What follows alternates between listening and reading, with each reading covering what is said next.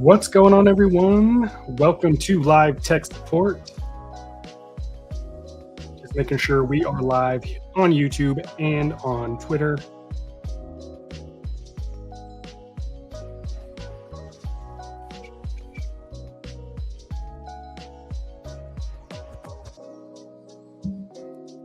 Welcome in. What's going on, Kevin?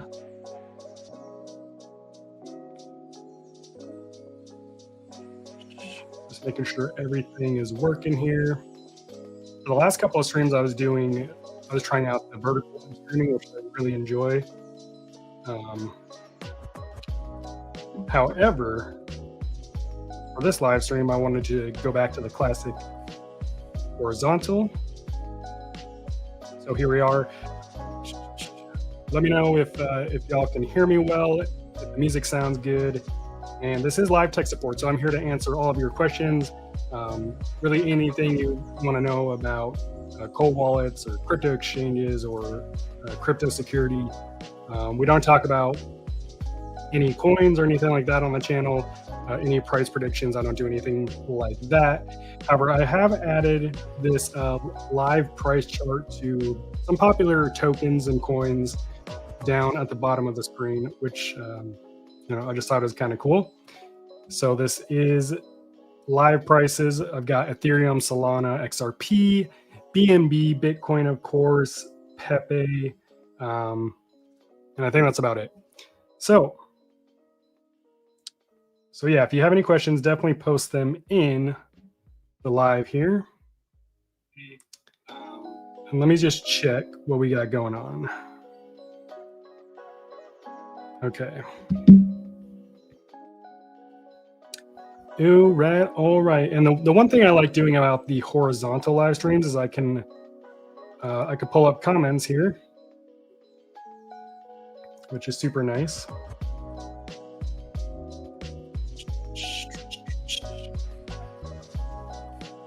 Yeah, but I'm curious, how's everyone feeling about the crypto space right now? Are you bullish? Are you bearish? What's everyone feeling?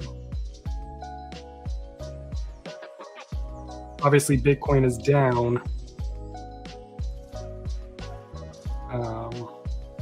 But that's just part of crypto. All right, anyways, it looks like everything is up and running well, so I will jump to the chat and see what's going on.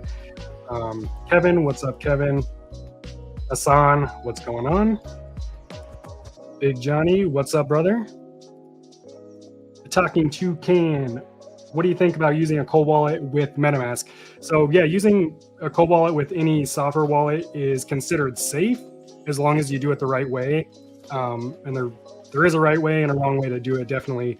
But I just want to point out that using, like, for example, MetaMask with your Ledger wallet or your Trezor wallet, it's really no different than using something like Ledger Live. All you're doing is using a different application. But the correct way you want to do that is on hot wallets, there's an option to connect a hardware wallet or to add a new account. And you want to go through that route. You want to go to that option, select the connect hardware wallet function, and then just connect your hardware wallet. What you don't want to do, obviously, is enter the seed phrase from your cold wallet and then import it into your hot wallet, because then you're just making your cold wallet a hot wallet. But the reason why this is still safe is because the keys that are used to access and manage your crypto always remain on the hardware wallet device, and you're still signing transactions offline on the hardware wallet, even when you connect it to the hot wallet. So again, the hardware wallet is still, still where the keys are stored and managed. The hot wallet app is just the middleman between your hardware wallet and the blockchain. So that's completely fine if you want to do that. I've been doing that for about 5 years now, and I've never had an issue. Kevin says, good afternoon from Lakeland, Florida. Good afternoon, Kevin. And thank you for joining us here on the live stream. We got a couple Kevins here on the live stream. Let's shout out to all the Kevins out there. Thanks for all you do on the channel. Looks good and sounds good. Thank you. Thank you. Nick had a question about this airdrops. What are they and how do I get any? So an airdrop is basically, usually there's some kind of like when you're a part of a project or something, and you get an airdrop for maybe being early to the project, or for just interacting with the project. Sometimes this could be like a platform that you use or something like that. So you don't just randomly get airdrops. You have to be a part of a community generally, and there might be like tasks or things you have to do to claim these airdrops. But an airdrop is basically when a project sends you free crypto, or you can claim a certain amount of crypto for free. So yeah, you would need to find a project that's doing airdrops. I will say that a lot of airdrops, especially if you see some on Twitter, they're going to be scams. You never want to connect your wallet to like an untrusted website and then sign a transaction, because you do risk compromising your hardware wallet, because you could sign a malicious transaction approval, which would open up your wallet to scammers being able to take your crypto. So if you don't know a lot about airdrops, or you're not part of a community that does airdrops, don't go out and just look for a random airdrop. Really do your research. Happy Friday. Just bought Tangem on your recommendation. Can't wait to get them. Awesome. Tangem's really stepping up their game, especially with the update that they just released, this last app update. They added a bunch of security features specifically for connecting the Tangem wallet to Wallet Connect, which I do caution doing that as well. If you haven't seen my last video, not the one I posted yesterday, but the one I posted on Monday, I believe, it should be Tangem Wallet releases huge security update. If you haven't seen that video, definitely go watch it after the live stream, because it breaks down the entire update, what it does to make Tangem more secure, and then obviously how to update the wallet. And by the way, if you are joining, and if you have been considering getting a Tangem wallet or a Ledger wallet, which are the two main wallets that I recommend to beginners, are Tangem and Ledger, really because they are built for beginners. That doesn't make them any less secure or anything. It's just the user interface is really aimed at beginners. Like a lot of people ask me, like, oh, why don't you recommend Trezor or Coldcard or anything like that? It's not that I necessarily have anything against those wallets. I'm a big fan of Trezor. I use Trezor myself. But when it comes to beginners, which is a lot of my audience, I just believe that Tangem and Ledger are the most user-friendly. So that's what I tend to recommend most often. Now, if you're looking for something specific, I can definitely help, guide you in a certain direction or answer questions about specific wallets. But in general, I think Tangem and Ledger are the best for beginners. And if you go to the description of this live stream, there is a link and a discount code for Tangem. You get 10% off your entire order. Or there's also a link to Ledger wallets, and you get $10 worth of free Bitcoin whenever you use that link. Kevin says, I can hear you. Thank you, Kevin. Trey says, DM me, please. I will not DM you. I will never DM anyone. If you get a DM claiming to be from Cyberskrilla, it is not me. So Trey, if you have any questions, just drop them in the chat. LT Man, hello again from Chicago. Chi-Town's in the building. Much love and respect. Waiting on my Tangem to come in. Awesome. Thank you for being here on the live stream, and definitely let me know if you have any questions about your Tangem wallet. Happy to help. Big Johnny D says, what do you think about Economic Ninja and his coin picks that you pay to get? I don't know anything about that, but it sounds like you're talking about some kind of, not like a course, but basically a paid group that you get in for his coin picks. Almost 99% of the time, I don't recommend buying into those paid groups. Because if someone's actually good at choosing coins and making money, they're probably not going to be wasting their time setting up a group to teach other people how to do it. They could just get rich, doing it themselves. So just seems weird that someone would want to sell that, because they're probably not that good at it. So I would definitely err on the side of caution. Let me just check Twitter real quick. This is the first time I've gone live on Twitter. I thought, why not, So shout out to all my Twitter viewers out there. I appreciate you.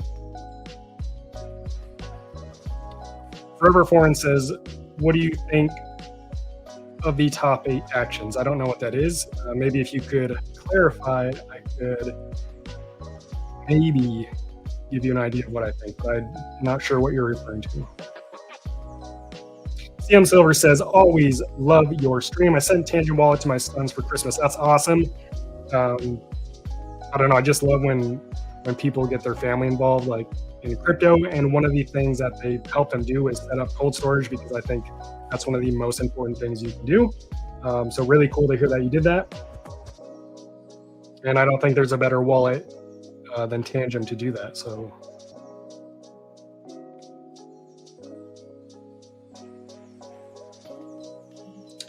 Okay, Kevin, let me pull up your chat here. And thank you for that donation. I appreciate that. Very generous of you. To answer your question, can the hidden wallet, aka the passphrase feature, be used with Tangem without a seed phrase? No, it can't.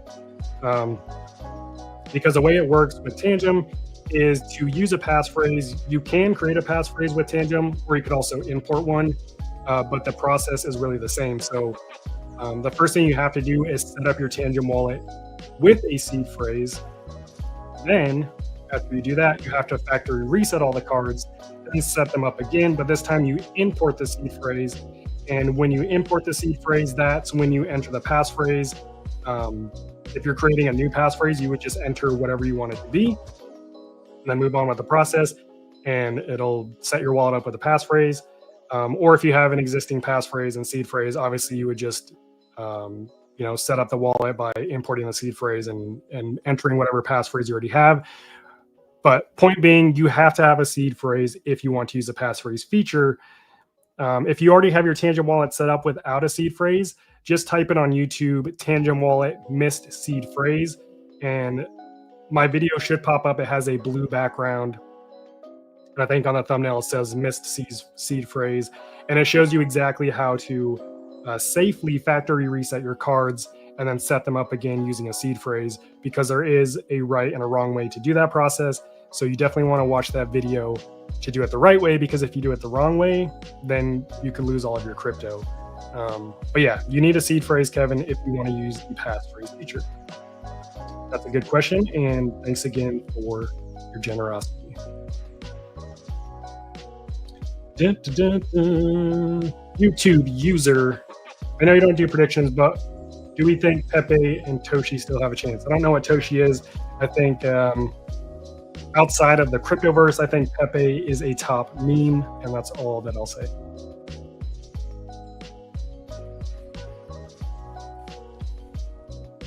Forever forgiven. I don't talk about like coins or anything. I don't give you any opinions or price predictions. So that's all I'll say about that. Big Johnny D says, I'm hating it. Sounds like you've already signed up for that group. Again, any kind of like group where people teach you how to trade, if it's not an outright scam, which it probably is, then it's probably like 90% scam. So I'm sorry to hear that you are not enjoying the group that you paid for. But yeah, if any of you are considering joining a trading group, just know that it is likely a scam, or likely won't give you the value that you're looking for. Altiman says he's excited about getting his Tangem wallet. For sure. I have at this point I have 7 Tangem wallets, I think. So yeah, Tangem, not only is Tangem like easy to use, but it's actually an enjoyable wallet to use, because everyone knows how to use their phone. And that's really all you need to use a Tangem wallet, is your phone and the wallet. So yeah, I hope you do enjoy it. Sunny Matthew says, best way to generate seed phrase safety in Tangem. I understand this. There's a risk involved. Not really. The best way to generate your seed phrase in the Tangem wallet is to use the official Tangem app. That's really the best thing you can do. And obviously do it in a private location like you would with any wallet. Don't generate your seed phrase at the coffee shop or in the airport. Make sure you're doing it in the security of your own home, and that there's no cameras looking over your shoulder. If you use the official app and do it privately, you're going to be good to go. Kevin says he's bullish for Q4. Yeah, for sure. I feel like around the holiday seasons, October, that's when everyone gets bullish again. So yeah, it does seem like doom and gloom now, but it seems to happen every year. Everyone goes back to school. Everyone has a schedule that they have to get back on after the summer break. So yeah, I would agree that I don't think it's quite over yet. Bullish long term. Red Bull Dip says no sweat. October's the month, aka Uptober. Lindy Swanson said, my Trust Wallet setup didn't go well. It asked for a code during setup. I was trying to find it from Coinbase, if I remember correctly. I thought I was asking for authentication code for Coinbase. That doesn't make any sense. A Trust Wallet is completely separate from crypto exchanges. You would not enter a authentication code from Coinbase on your Trust Wallet. So I would question: Are you using the real Trust Wallet, or using a fake one? It sounds kind of sketchy. Maybe they're just a misunderstanding, and maybe that's not what you saw. But there shouldn't be anything having to do with crypto exchanges when you're setting up a Trust Wallet, as it's a completely separate self-custodial wallet that exists outside of the Coinbase platform. Eden says, hey Cyber, feeling better from your back? Yes, I am, thank you. I messed up my back really bad. What was it? Almost 2 weeks ago now, and the day after I messed it up, I couldn't walk. But I did do some live streams, and then I got sick. So my back is about 95% better. I'm still a little sick. But overall, I feel great compared to last week. So yes, thank you. Lindy says it didn't work. Yeah, I'm not sure, Lindy. I would need more information to help you troubleshoot that. But I would caution just entering any personal information into something claiming to be a wallet. You should never have to enter any kind of personal information into a wallet or anything like that. Usually when you set up a self-custodial wallet like Trust Wallet or MetaMask or whatever it may be, you literally just hit the setup button, you hit create wallet, and then it generates a seed phrase. You write that seed phrase down, and then your wallet is pretty much set up. There shouldn't be much more to it than that.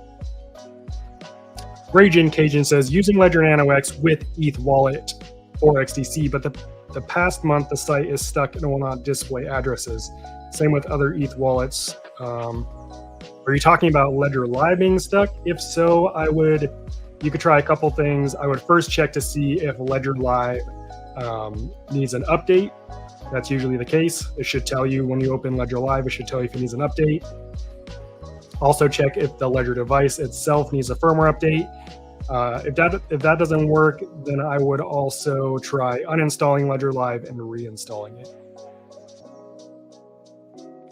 Eric Choi says, once you move your crypto to a cold wallet like Tangem or Ledger Flex, it lost your initial purchase price, so I can't track my P&L in real time. Any recommendations on how I can track my P&L?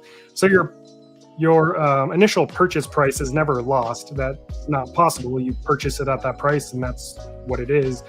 What you're saying is it doesn't display it in the cold wallet. And the reason cold wallets don't display this kind of information is because that would require them to track basically your every move on the blockchain. So you do have to use a third-party tool. You can use, like, a lot of tax tools allow you to track all your crypto activity across all your exchanges and self-custodial wallets, including cold wallets. So one that does offer a free portfolio tracker, which is also the tool that I use to do my crypto taxes, is called coinledger.io. And if you want to see how that works, if you just type in how to file crypto taxes on YouTube, click on my video, should pop up. It should be one of the top videos. And in that video, I do show you how to use a portfolio tracker. If you want to use like the tax software and file your taxes with it, you do have to pay. But the portfolio tracker that shows you your P&L is mainly free. So I would look into that.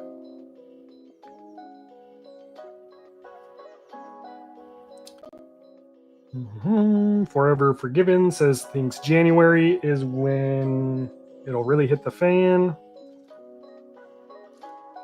Eden, I don't talk about my portfolio or give any thoughts on coins.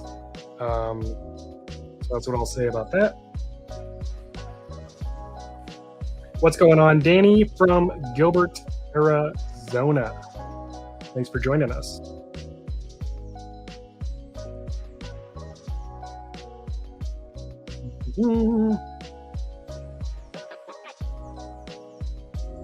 Couldn't decide between Joey or Xammon, but chose Tangem. I think that's probably the best choice. Haven't even heard. I've heard of one of those, but not things I would trust. So glad you went with Tangem. Brett says, when do you think quantum computers will be a threat to hacking cold wallet seed phrases, and how do we safeguard against this? So according to experts, which are really just people who have more experience than me, I'm talking about CEOs of cold wallet companies. They believe that quantum computers might have power to affect blockchain technology by 2030. I think Vitalik Buterin says there would be a 20% chance. Some people say there's a lower chance. To be clear, the cold wallets isn't what's a concern if quantum computers get to that point. Because if quantum computers get to a point where they could hack your cold wallet, now that's not the first point of attack. It would be the actual blockchain network itself. And all cold wallets do is just implement the technology that these blockchains are built on. So we would have a much larger issue at hand. The entire blockchain network would be at risk. And if that happens, it doesn't matter if your cold wallet is secure or not, because the network is compromised. So the concern isn't if quantum computing will be able to, or will be a threat to cold wallets. It's will they be a threat to the blockchain? Because once they could get access to the blockchain, it's game over. Doesn't matter what wallet you're using, because again, all these wallets do is implement the technology that these blockchains are built on top of. That said, most of these blockchain networks are already working on basically quantum proofing their algorithms, from what I understand. So I think right now, it's not a serious threat. It's not something that I'm personally worried about, because again, also if quantum computing gets to that point, it's not just going to affect blockchain and crypto technology. It's going to affect every other financial industry, the healthcare system, the government, military, all that. So yeah, best believe that a lot of people are already working on quantum proofing stuff. Randy says, got my Tangem today in the mail. I know you say do a small few transfers first, like a few dollars first, then do almost all of it on one transfer next. Randy, it really just depends. Like at this point where I'm at in my crypto journey, or whatever you want to call it, I feel comfortable transferring everything at once, just because I've done it so many times. So it really just depends on your knowledge and how comfortable you feel doing it. But if this is your first time, yeah, definitely just send like $10 at first, and then once it arrives in your wallet and you feel confident doing it, just repeat that process. If you feel comfortable transferring all of your crypto at once the next time around, go ahead and do it. Because just know that when you transfer crypto, there are blockchain fees, and these are fees that are just charged by the network that your crypto lives on, has nothing to do with the wallet. So if let's say you have like $1,000 and you broke it up into 10 $100 transfers, you're paying 10 times the fees versus if you just did one transfer. So that's the only thing you want to consider, is if you do multiple transfers, you're paying more in fees. And maybe that doesn't matter to you. It also depends on the network that you're using. A network like Solana has a lot lower fees, a couple cents, versus something like Bitcoin or Ethereum, which generally has a lot higher fees. Trey says, is the quantum ledger network real? That sounds like a bunch of buzzword crap to me. I don't know what that is. Can't tell you if it's real, but sounds like just a bunch of buzzwords. Josh says, be careful out there. People always triple check everything. I got scammed for all my XCN now, just trying to build back up. Josh, it would be helpful if you kind of, without giving out any personal information, if you told us how the scam went down. It's always helpful to know about scams and how scammers are working. So if you want to share that, if you're comfortable sharing how you got scammed without sharing any personal information, would love to hear that. Sorry it happened to you, but it can be valuable for the rest of us to know. The funny thing is, whenever a scammer calls me, I'm obviously very careful, but I'll sit there and talk to them. And some scammers, I've even asked them to, I expose them. I say, hey, I know you're scamming me, but I'm curious, like, how does your scam work? And believe it or not, a lot of these scammers actually break down their entire scam process, which is crazy. So yeah, the more you can learn about how these scams work, and then if you can share how they work, you can help a lot of people, Josh.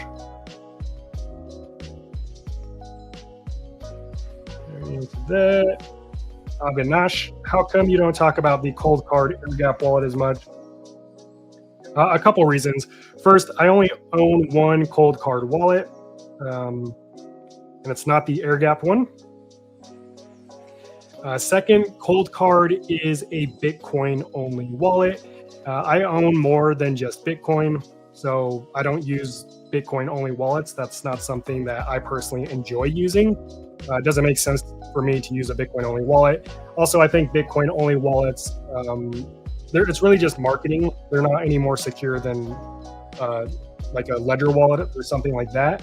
And I've been told this by a cold wallet manufacturer directly that Bitcoin-only wallets, it is just marketed towards Bitcoin maxis. There's not actually any more security over a non-Bitcoin-only wallet. So for a lot of you who tell me that I'm wrong when I say Bitcoin-only wallets are not more secure, I have been told this directly by a wallet company that it is marketing, not an actual security advantage. So that's all I'll say about that.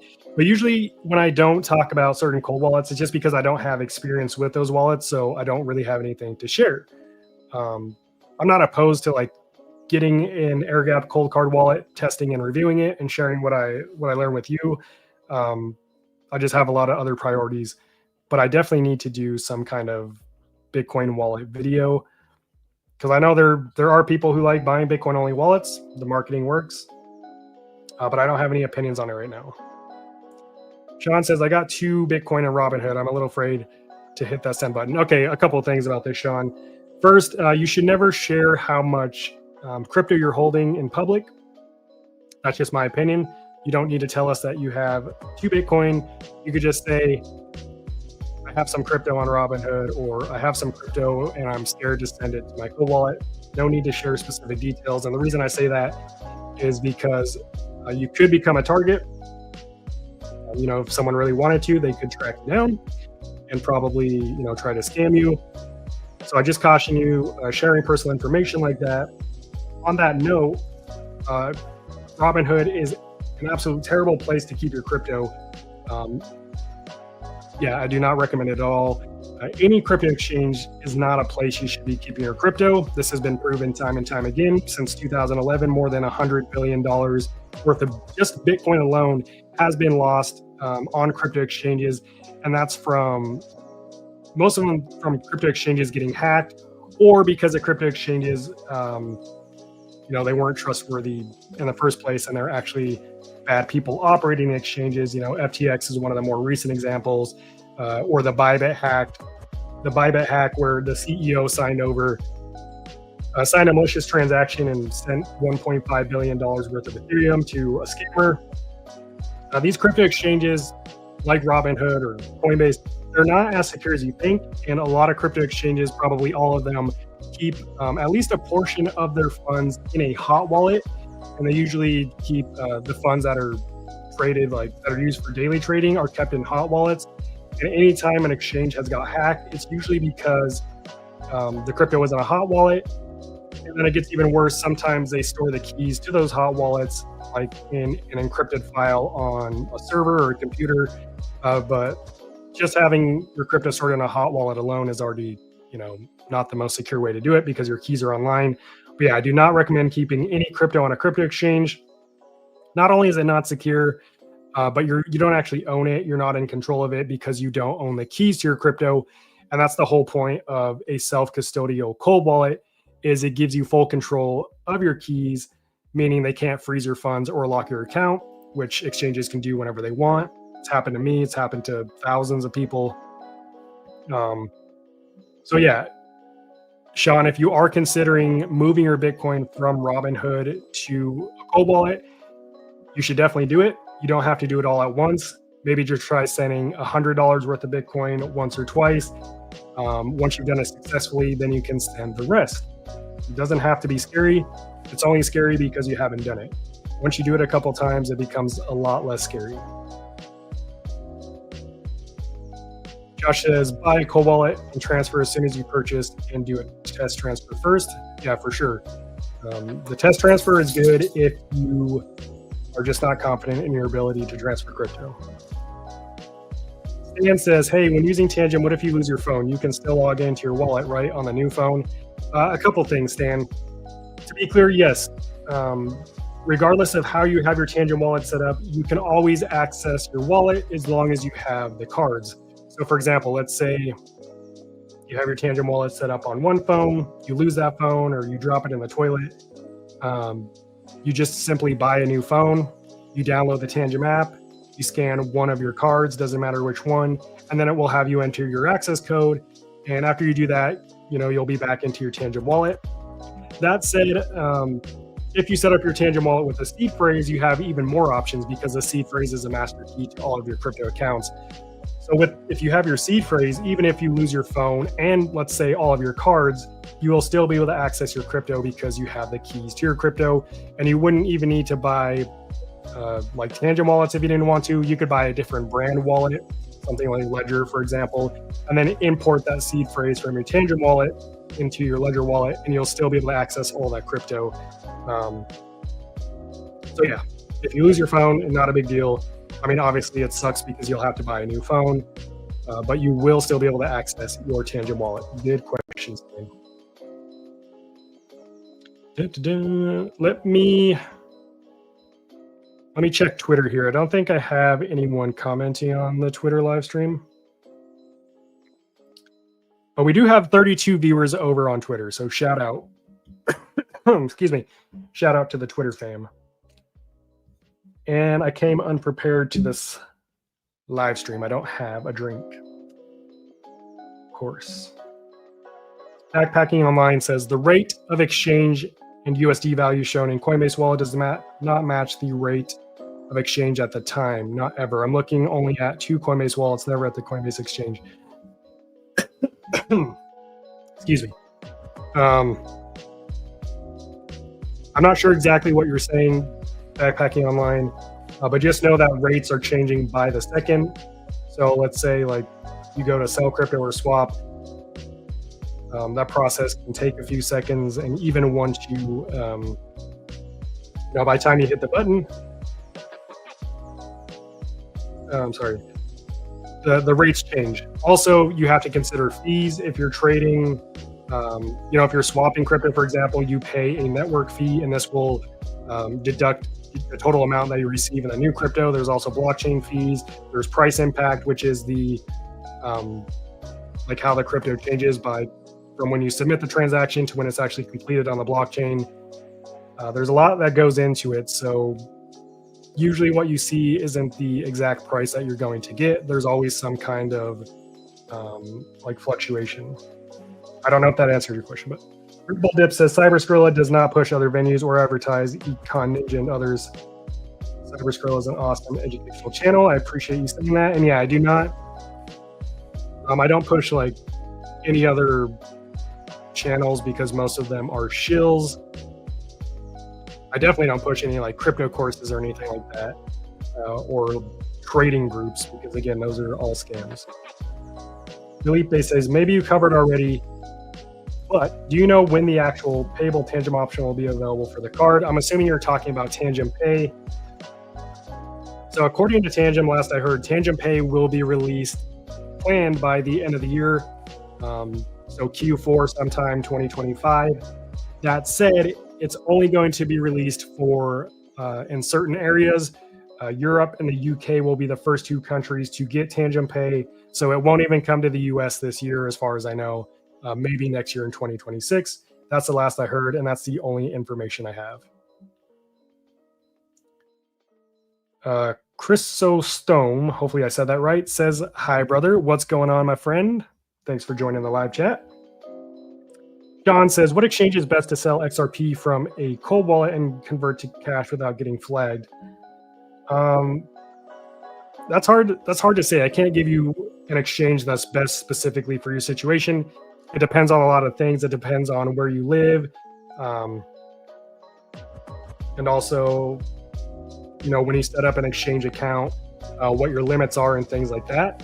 Personally, out of all the exchanges I've used over the past 5 years, Kraken has been the best so far. They've given me the least issues. They have the highest withdrawal limits. And the one time that I did have an issue, which was because I had 2 Kraken accounts, which caused some issues basically. Anyways, the one time I did have an issue, I was doing a withdrawal and it got put on hold, and they emailed me, within an hour of putting it on hold, and they told me exactly what they needed for them to fix the issue and for the withdrawal to continue. So their customer support was on point, and I'm not even like a subscribed Kraken user. So in my experience, I'm not saying it will be for you, but in my experience, Kraken has been the best crypto exchange that I've used. And when I sell crypto, I can transfer it, for example, from my Tangem wallet, transfer it to Kraken and sell the crypto in literally a matter of minutes, assuming it's something quick like USDT or something. And then if you do it early enough in the day, I think before 2 p.m. Eastern time, at least in my case, they actually have your money in the bank account that same day, which is just absolutely ridiculous. But yeah, if you're for something like XRP, I'm not sure how long that would take to get to the exchange, probably 5 to 10 minutes. And then selling it on the exchange is instant. But yeah, depending on where you live, I would check out Kraken. But Kraken isn't available in some places, at least in New York. I know it's not available. So it just depends. Hentai Crypto says, "Can you show how ClearSign looks on Ledger Flex when you are interacting with dApps?" I can't show that right now. However, if you go to Ledger's website, or if you just type in Ledger Clear Signing on Google, go to their website, it'll show you what that looks like. Basically, it's really simple. It takes a transaction that's unreadable because it's just a bunch of code, and it turns it into a human readable version. So versus something that's just a bunch of numbers and letters and stuff, it says you are doing this for this amount to this address. So it really just turns it into a human readable form. That's all Clear Signing is. Smashing Pumpkin says, "In your video, you mentioned using hardware wallets to swap crypto with stablecoin as a way to avoid going through exchange and you stay safe. Could you run through how, and are fees reasonable?" Yeah, so some cold wallets, I'll just talk about Tangem because it's the one that I swap on the most. Depending on which cryptocurrency you're swapping, some cold wallets do work directly with decentralized crypto exchanges, like natively in the app. So when you do that swap, you don't have to actually interact with a centralized exchange, which you risk having your funds frozen. You do it all on the blockchain. So again, you don't have the risk of your funds being frozen. And you'll pay a small fee to the decentralized exchange. Usually it's like, 1 to 2% of the total transaction price. And then you pay the blockchain fee. So let's say you're swapping, like Solana to a stable coin. You're going to pay the Solana blockchain fee, which would be, a few cents. And then you'll pay the decentralized exchange fee. If it's 2%, then you're probably paying a couple bucks. So yeah, that's one way you could do it. Another way you could do it, if the app doesn't allow you to swap, like whatever token you're trying to swap in your cold wallet app, if it doesn't have that token available to swap on a decentralized exchange, then what I like to do is transfer my crypto to a hot wallet, and then connect to my own decentralized exchange, like something that I like to use, whether that's Uniswap or personally I like to use Pond0x, which you can swap Ethereum and Solana tokens on there. But yeah, the reason I say that is because you don't want to connect your hardware wallet to a decentralized exchange just for the sake of keeping your hardware wallet cold. So that's why I transfer my crypto to a hot wallet first, connect it to something like Pawn0x, do your swap, and then you could sell it or whatever you want to do. But the fees aren't going to be any crazier than if you send to a crypto exchange and swap there. I know that was kind of a lot, but that's how I do it.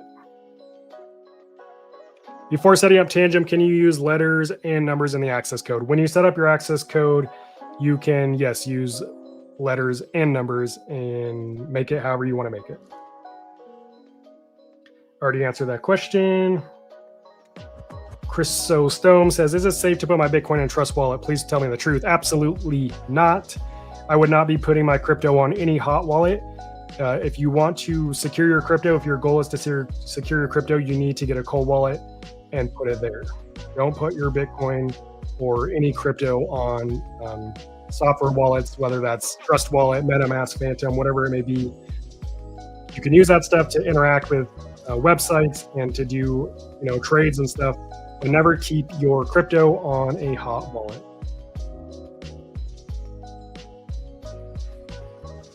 Wendy says, wrong about Economic Ninja. He has a heart to teach. Okay. That's fine if that's your opinion. That's just not something I'm going to advertise or even recommend on this channel. Okay, LTman, thank you for sharing your knowledge and thoughts on the best wallets. I've learned a lot and still learning watching your videos. Thank you, LTman. I appreciate you. Sean already answered your question. John says, can corporations, hackers, government block a cold wallet or its wallet address? You can't block a cold wallet. The one thing I will say is, like, centralized entities, so any crypto exchange could blacklist a wallet address if they really wanted to. And that's how, like, when hackers, they steal millions of dollars worth of crypto. That's why oftentimes you'll see exchanges will freeze the funds once they send it to there.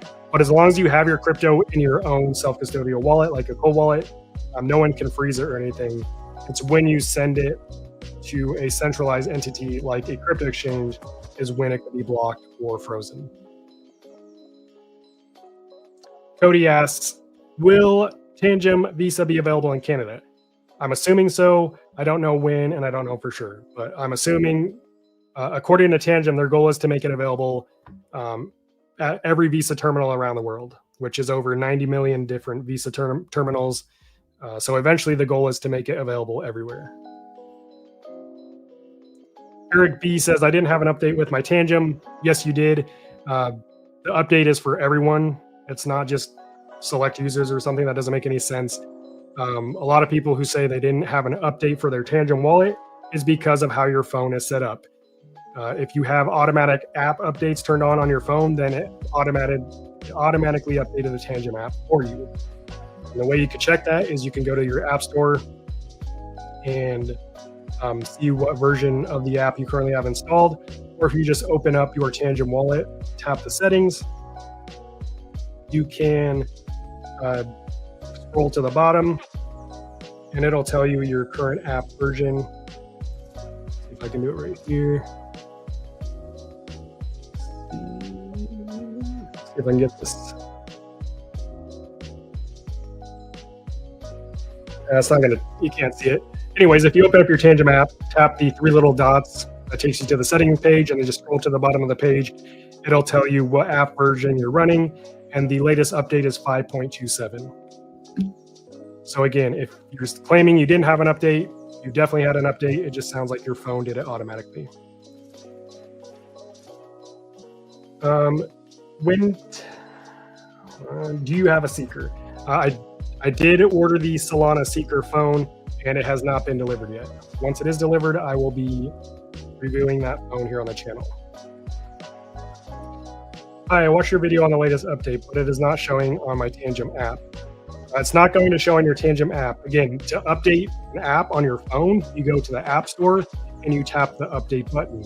If there isn't an update available, that means you have your phone set up to do app updates automatically. Oliver says, hello from Sweden. What are your thoughts on Coldcard? I've already shared my thoughts on Coldcard.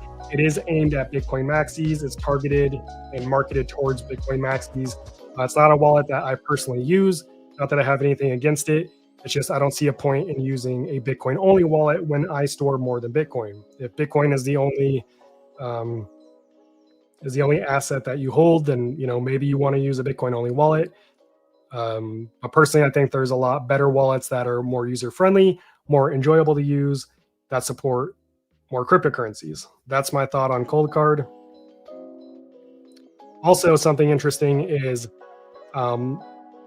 like something like Ledger. Their security team, they have their own security team that is highly regarded in the crypto space. It's called the Ledger Donjon, and it's a group of white hat hackers with literally unlimited money, time, and tools, and they just sit in a lab all day trying to hack their own wallets. And they test all these other wallet brands as well. That includes Tangem, Trezor, Coldcard, and they have found vulnerabilities in wallets like Coldcard. This was a few years back, as well as Tangem. That's their job, right?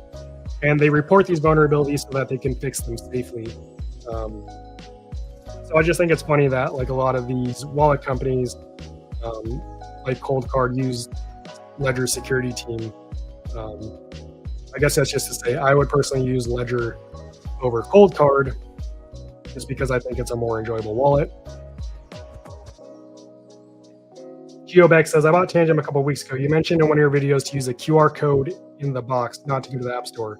There is an update now. Do I go to the App Store? I was just talking about if you are to initially download the app.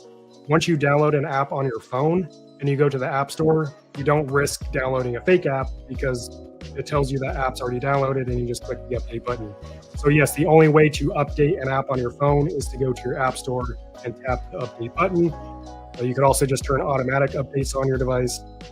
And you don't have to scan the QR code in the box to download an app. It's just if you don't feel comfortable downloading an app from the App Store and you want to ensure you're downloading the authentic app, that's the most straightforward way. But to update an app, you do need to go to the App Store.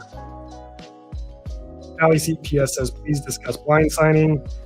Blind signing is basically when you sign a transaction that you don't know the full details to, and this could be because it simply doesn't display those details, or because it displays it in like cryptographic language that 99% of users don't know how to read. I don't know how to read it.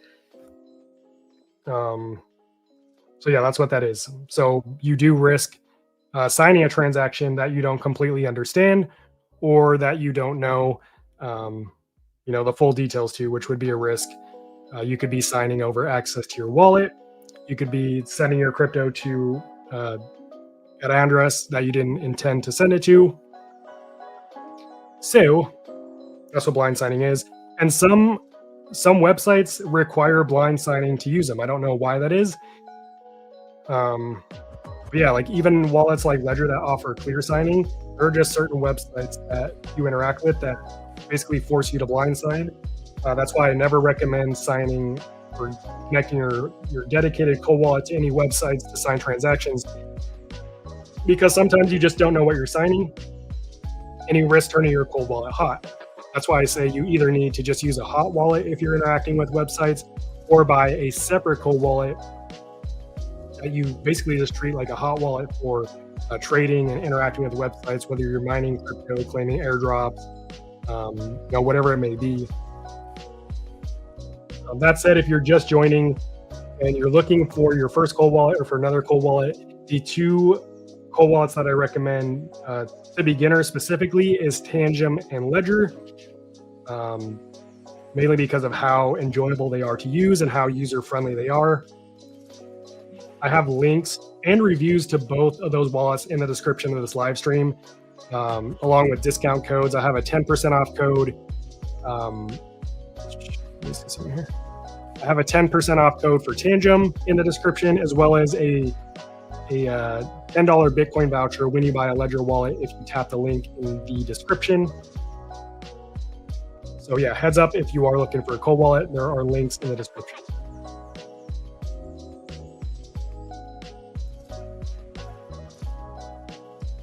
Okay, Secret Agent says, how to check that the address does not have a bad history when buying cryptocurrency from a private person. Trading with legal entities is prohibited in my country, and when I want to sell it. how to check that the address does not have a bad history.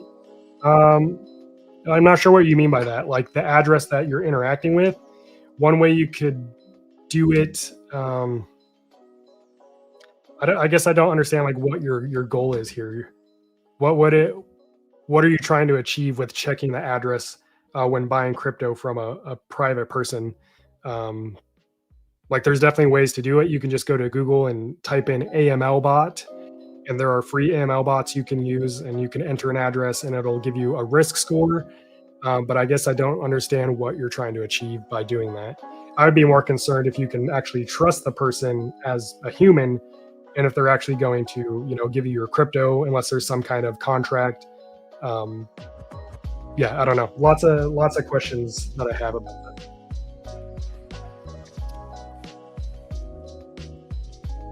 Okay, Sean, what's the soulbound token Ledger sent me? Is it worth messing with?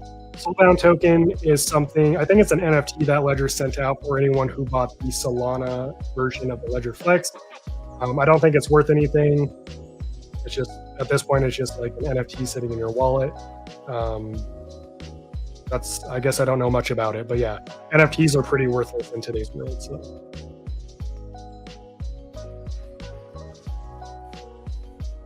Dad sold all his old XRP and ETH, made some profit, and now he's waiting to buy back on the dip already. Like and subscribe. Thank you. David says, hey, brother, I have a question. Is Tangem Wallet better protection against quantum attacks because the card always changes the seed phrase? And thank you, sir. A couple things here, and you probably already heard me talk about quantum computing. To clarify, Tangem does not change your seed phrase ever. That's not how wallets work. They don't change your seed phrase. Once you create a wallet, you're stuck with that seed phrase. They don't change your seed phrase. And again, it's the quantum attacks has nothing to do with how secure your wallet is, because a quantum attack would affect it at the network level, and all these wallets do is implement the technology that these networks are using. So you're just looking at it the wrong way. Your concern should be, is the network secure, not is the wallet secure.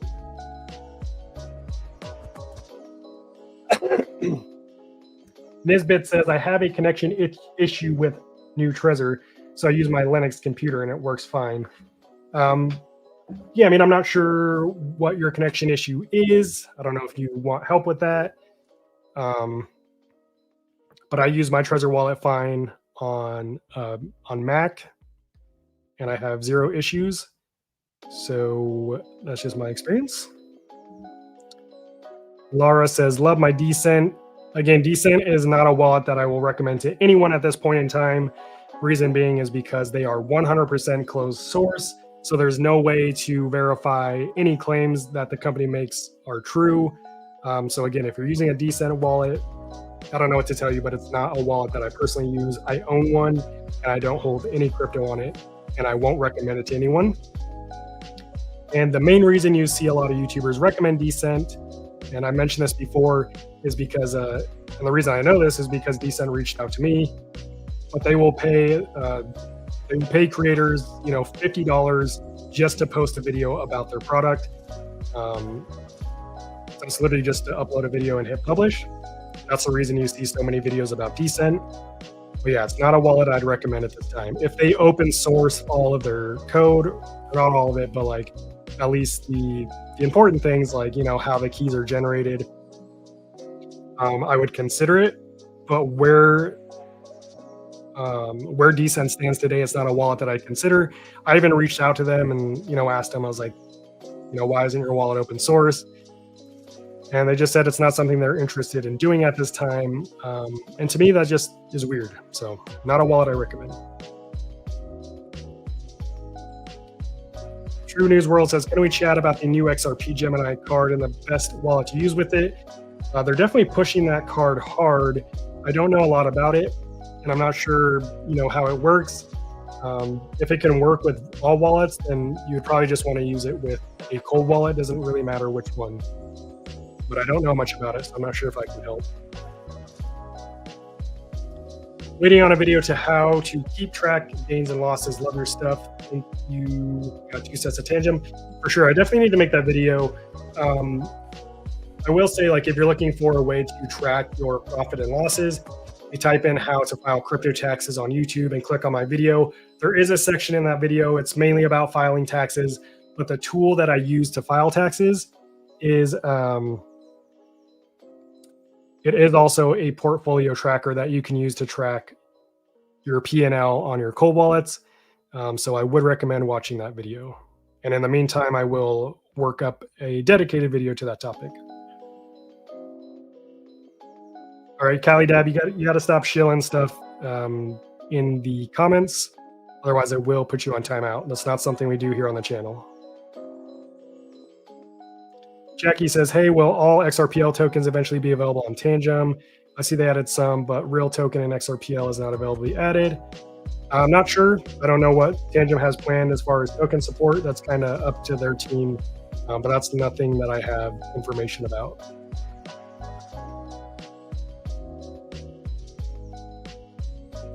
Lindy says, during setup to fund Trust Wallet, it has an option to connect to Coinbase in order to fund the Trust Wallet.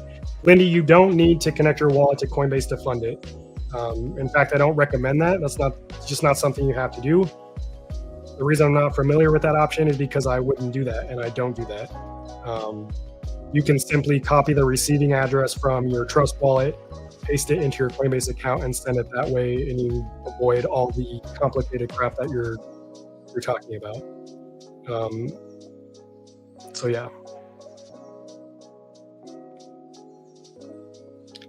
What's the latest news on Tangem Visa? Again, the last I heard is it will be released to select countries, Europe and UK, hopefully sometime in Q4. That's all I know. Talking Toucan says, do you have any hot wallet recommendations for interacting with the DEX? I mainly use Phantom and sometimes MetaMask. Callie says, Lindy, Trust Wallet is a hot wallet. Yep, that's correct. Yeah, Lindy, if your goal is to keep your crypto safe, I wouldn't be moving it from Coinbase to Trust Wallet. I'd be moving it from Coinbase to a hardware wallet. Trust Wallet is not somewhere you want to keep your crypto. Inspirational Husky. In one of your videos, you mentioned there was no need to transfer crypto to a hot wallet and then to your cold. You said this was not needed. Does this not help with privacy, or what is your take? Absolutely not. This does not help with your privacy at all. And there's no reason to do that unless you like wasting money on extra fees, because you're going to be paying one extra fee. You have the initial fee when you buy the crypto on the exchange, then you pay the transfer fee when you transfer it to your hot wallet, and then you pay that fee again when you transfer it to your cold wallet. So not only are you creating more fees for yourself, but you're adding unnecessary steps. The reason this isn't any more private is because this is all tracked on the blockchain. Everything you do is recorded on the blockchain. The blockchain, which is what crypto exists on, is literally a digital public ledger of transactions. So everything there is available for anyone to see, and it's all recorded. And if you transfer from the exchange to your hot wallet, to your cold wallet, anyone can go and view that. It doesn't take a rocket scientist to do that. Yeah. Cameron Morgan says, trying to understand the importance of Web3, currently using a stack. Web3 is a buzzword that was created by venture capitalists. Sound like they know what they're talking about. Web3, yeah, doesn't exist. When you see the word Web3 used by a brand, they're just trying to sound relevant. So yeah, there's nothing to understand about Web3. What you actually want to learn about is blockchain technology.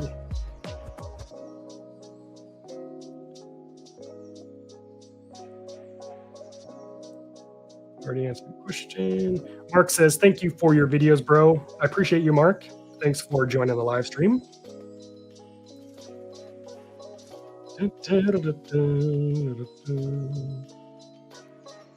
Let's see. I am a little bit behind on the chat, guys, but just know I am trying to get to it. I appreciate everyone here on this Friday. Let me just check what's going on here on Twitter.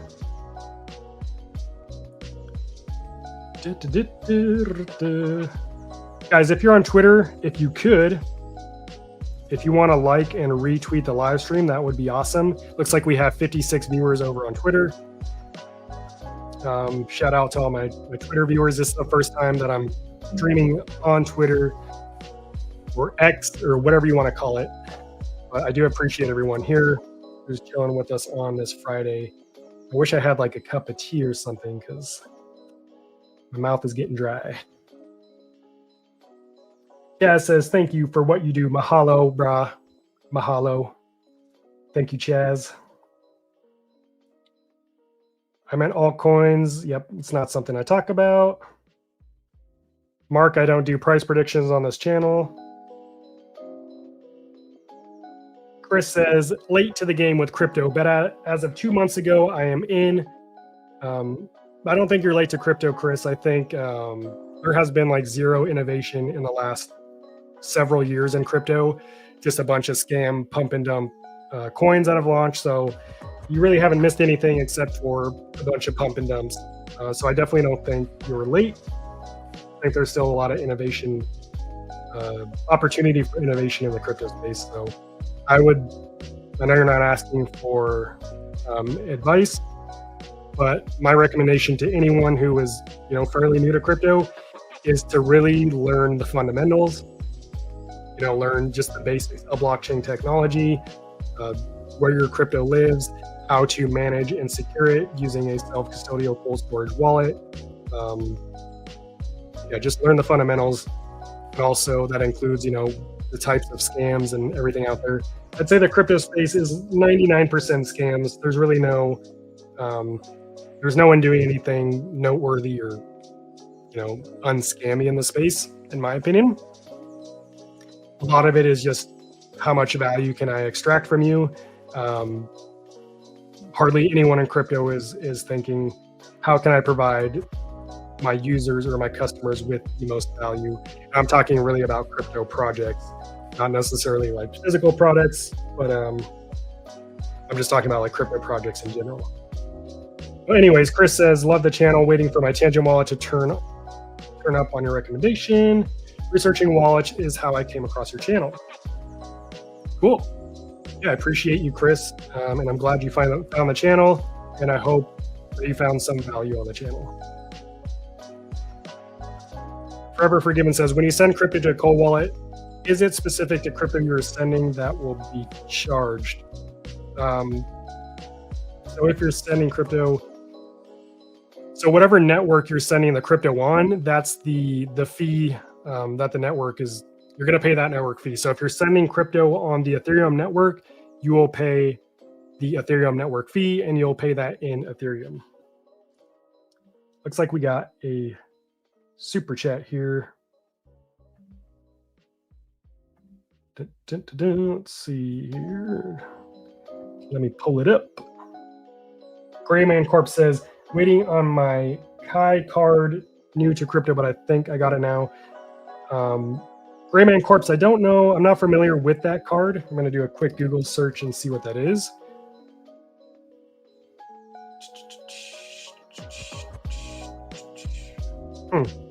Even on Google, I just see the crypto pop up, but I don't see the card.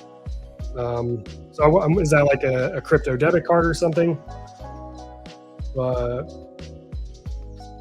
Yeah, I appreciate you donating the $4.99. That is very generous of you. Thank you so much. But yeah, if you should share what that card is about, because I am curious to learn more about it. Roderick, thank you for your donation, Roderick. Very generous. Would it make sense to use LedgerFlex, got Bitcoin and Tangem for other coins such as ETH and Sol, or would it just be fine to store all on one wallet? It's completely fine to store, multiple cryptocurrencies on the same hardware wallet. Nothing wrong with that. I would say in general, if you own, if the crypto you hold is, is a large value, and that really depends on what you consider, value. That could be $1,000, it could be $10,000. Diversifying your crypto is never a bad idea. Don't keep all your eggs in one basket. But there's nothing wrong as long as you're confident in your ability to use your wallet correctly. There's nothing wrong with storing multiple cryptocurrencies on the same one wallet. Hopefully that answers your question. And again, thank you for your donations. Super generous. Let's see, where are we at on the chat here? Where are we at on the chat?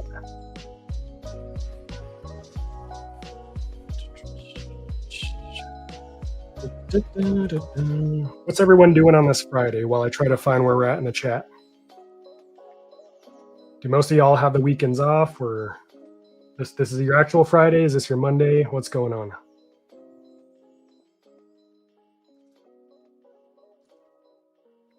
Here we go.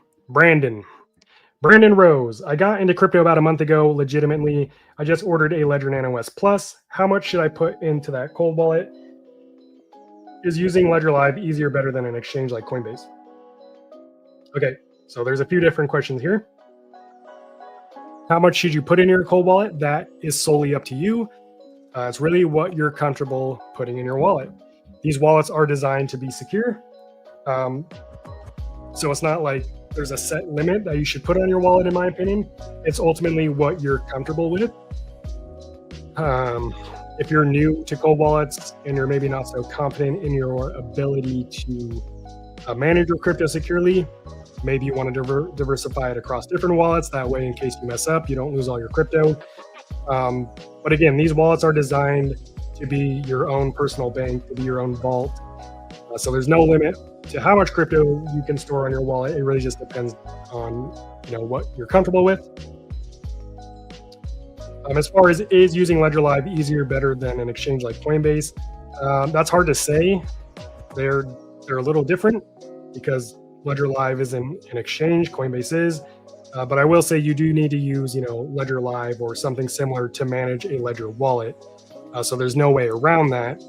But I would say if you can use something like Coinbase, then you can easily navigate Ledger Live. Just spend an afternoon messing around with it, and that'll help a lot.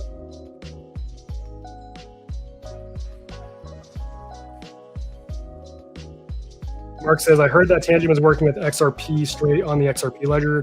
What does this mean for holders? Does this mean less fees when trading our XRP with Tangem? And it won't be its third party you have to trade. I have no idea, Mark. I doubt it would be less fees. It's possible. But you're always going to pay, the network fees. Those don't change just because like a partnership changes. And the fees aren't going to change unless they offer more, aggregators to swap crypto. So yeah.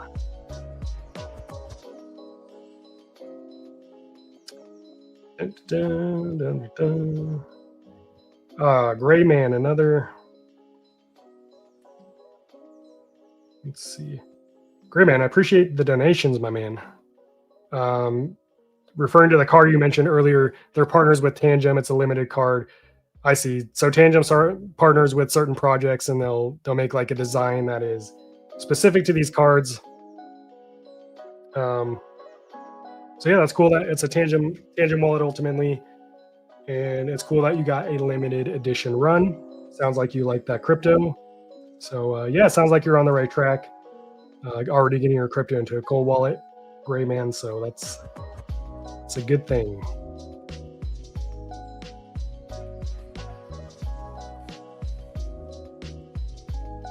Man of Truth says, can we use Passphrase with Tangem Wallet? Yes, you can use a Passphrase with Tangem Wallet. You can both create and import a passphrase. I have a video on it. Let me just check what that video is so I can share it with you.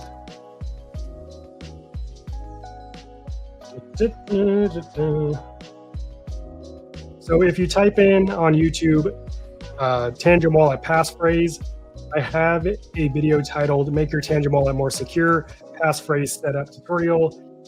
That video will show you exactly how the passphrase process works in Tangem if you want a visual on how to do that. But yes, Tangem Wallet does support using a passphrase.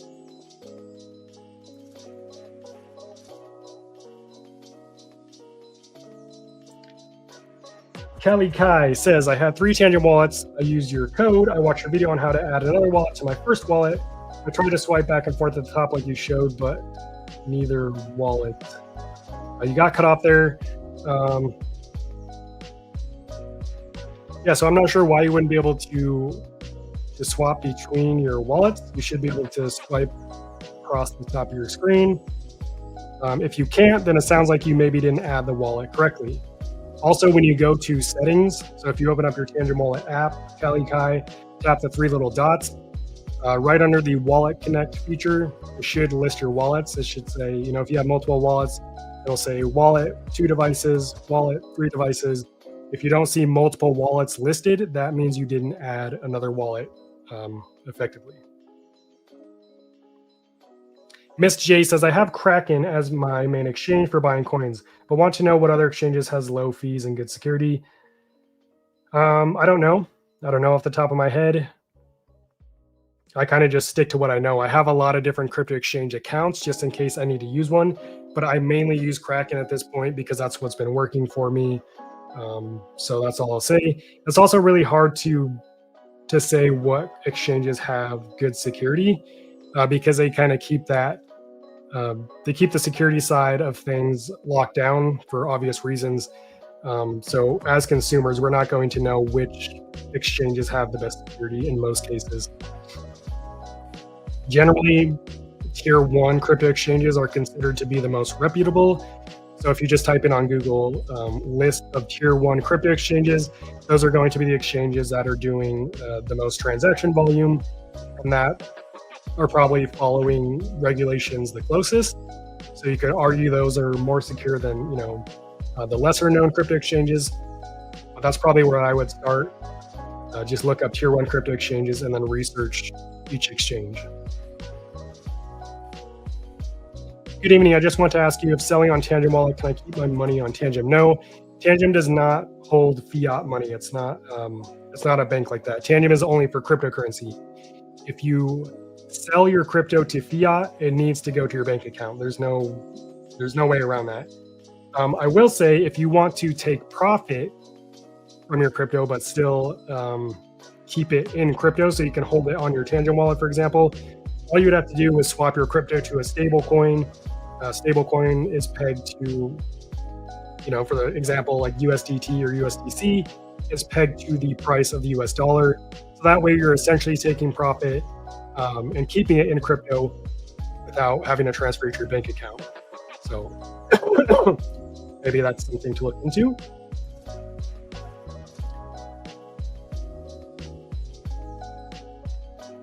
Ali Kai says, Tangem said it is because I didn't use biometrics, so I had 3 separate wallets instead. Then you never mentioned biometric in your tutorial. Yeah, I'm not sure. Without actually looking at it, it's hard to say. I use biometric on my Tangem wallet, and I can still view all of my wallets. So it sounds like there might be some confusion there. And if you want to use biometrics, you can just enable that in the settings. So I don't see why that's a big deal.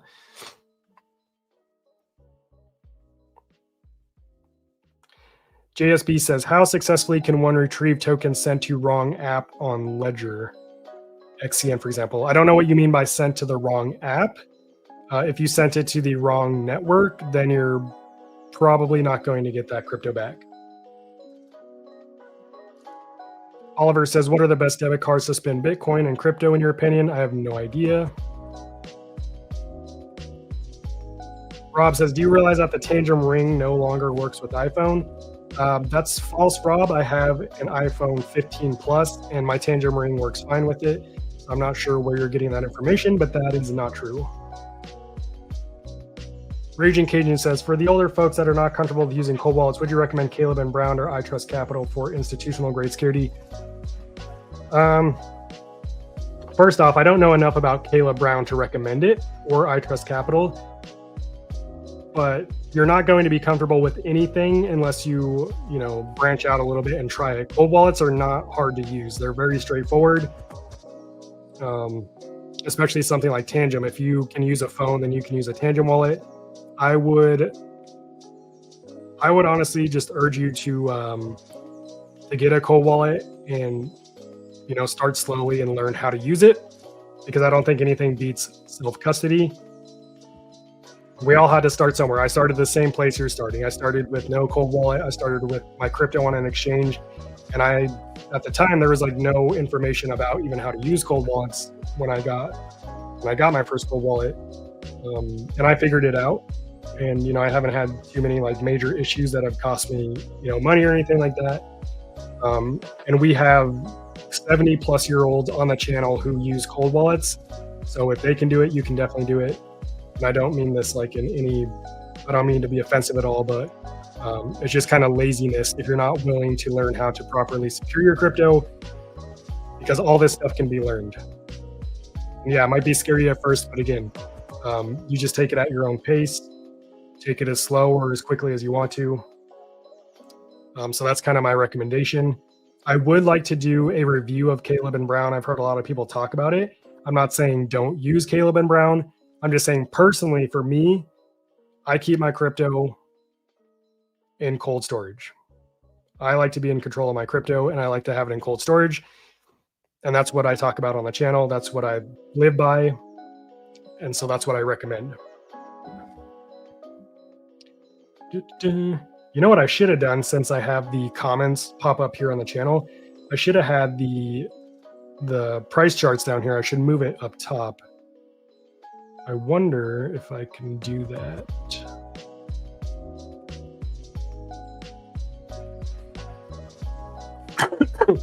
Whatever, I'll look at it later.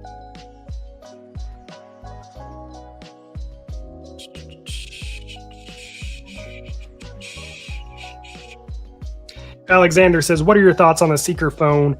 Alexander, I do not have the Seeker phone yet. I'm still waiting to receive it.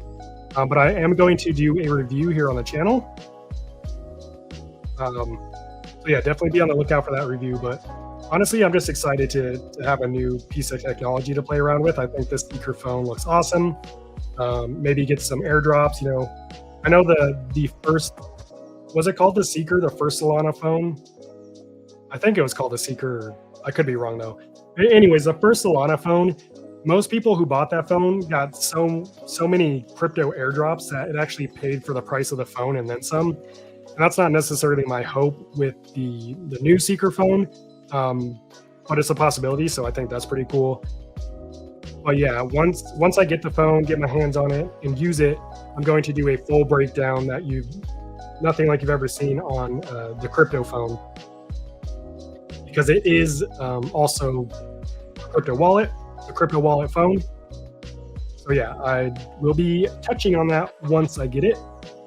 So yeah.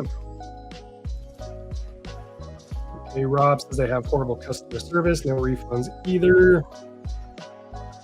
Doki. Let's see. Moon says I bought 2 Tangem cold wallets and can never connect. Card support doesn't answer back. Get NFC error. And so yeah, it sounds like you're having issues with connecting your Tangem wallet to your phone. There could be a couple of reasons for that. It could just be your phone. I would check that your phone has full NFC support. I would check that your phone, your firmware is up to date on both your phone, and make sure the Tangem wallet app is up to date as well. And that's really all the troubleshooting advice I can give you there. If the NFC reader isn't working, then it's either, there's really only 2 issues. One, it's your phone, or it's the actual Tangem cards. Yeah. Crypto Potato, love the name. Did you hear about CFTC allowing offshore exchanges like Binance coming back for the US customers to access? Yes. Well, I did see that Binance was coming back to the US, which I think is cool because Binance is, the top crypto exchange. And really, I think as long as they're playing by the rules that the US sets, I think, anyone will be able to come back. But if they're not playing by the rules, then they're not welcomed here, is how it seems. Backpacking Online says, thank you. I missed most of the words you said about the process and money taken in transaction. Maybe you could put that in writing and comments after the live chat. I honestly already forgot what you asked earlier. So I'm sorry about that. About the money taken in a transaction. So yeah, I answered a couple different questions about transactions and fees. I will say, whenever you're transacting with crypto, whether you're sending crypto or trading one crypto for another, there's going to be various fees. The first fee is the blockchain or network fee, and these fees are solely determined depending on what network you're transacting on. So if you're sending crypto on Ethereum, you have to pay the Ethereum fee, and you pay that fee in ETH. Also, if you're like trading on a crypto exchange, you're going to pay crypto exchange fees. So that's what I'll say about that.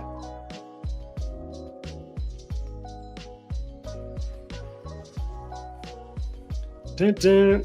Rob says, did you know that this Tangem fanboy is totally ignoring our messages? I'll never acknowledge it. I wonder how much he's getting paid for the advertisements. Yeah, Rob, actually, I am obviously replying to your messages. I haven't even gotten to yours yet. And yeah, I definitely am a Tangem fanboy. I'm not paid to advertise or promote Tangem. I've never been sponsored or paid to make a video. And from what you're saying, it's false information. So that's kind of a bad look on you, because I have the Tangem ring and I literally just used it with my iPhone. So what you're claiming is not true. If Tangem support isn't helping you, I'm sorry, that has nothing to do with me. That's why I have these live chat sessions. If you actually wanted help, you would be, trying to troubleshoot this with me versus complaining in the chat section on my live stream. So yeah, if you want help and you want to actually be helpful and have the chance to help other people, share information about your problem. Stop complaining in my comments section. JTH says, I have the Tangem app downloaded a year ago. Do I need to download the app again for new features on Tangem? You don't download the app again. You should always be updating your phone apps, not just Tangem. All of your apps on your phone, you need to be updating those for various reasons. A lot of apps come out with security updates, user interface updates. This should be common practice. If you don't want to be responsible for updating your apps all the time, then turn on the automatic app update setting on your phone. Yes, you need to be updating the Tangem app. That's the only way you get access to new features and security updates. If you haven't updated your app for a year, then that's honestly insane. Susan says, when I went to update my Tangem wallet, the Android didn't have an update button. When I went to the Tangem app and looked, it said 527. That's the correct update. Again, if you don't have the update button in the App Store, that's because you have automatic updates turned on your phone. It's already doing it for you. Guys, don't buy Tangem. Okay.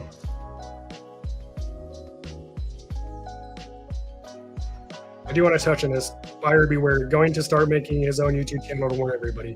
Definitely, Rob, go make your own YouTube channel and just talk crap about Tangem. I bet that channel will be really successful. You'll draw in all the people who hate Tangem, and you can all conspire against Tangem and anyone who talks about it.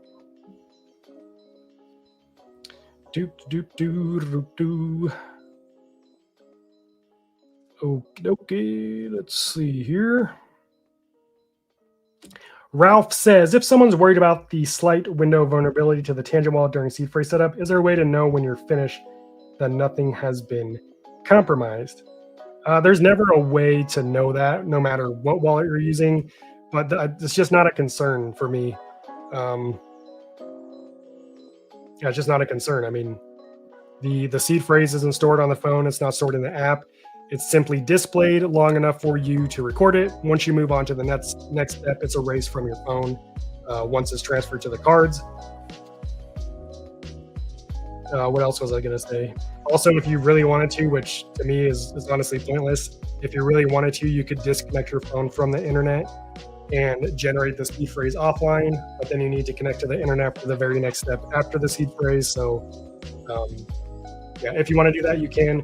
But again, the most important thing when setting up your Tangem wallet is to ensure that you're using the official Tangem app and you're doing it in the privacy of your own home. Okay. Can you create a new fresh wallet address with Tangem? Well, when you create a new wallet with Tangem, all those addresses are fresh and new. If you're talking about generating multiple receiving addresses for the same network, no, you can't do that yet. Draw for Real says hack the Tangem wallet. Okay, not sure what that means.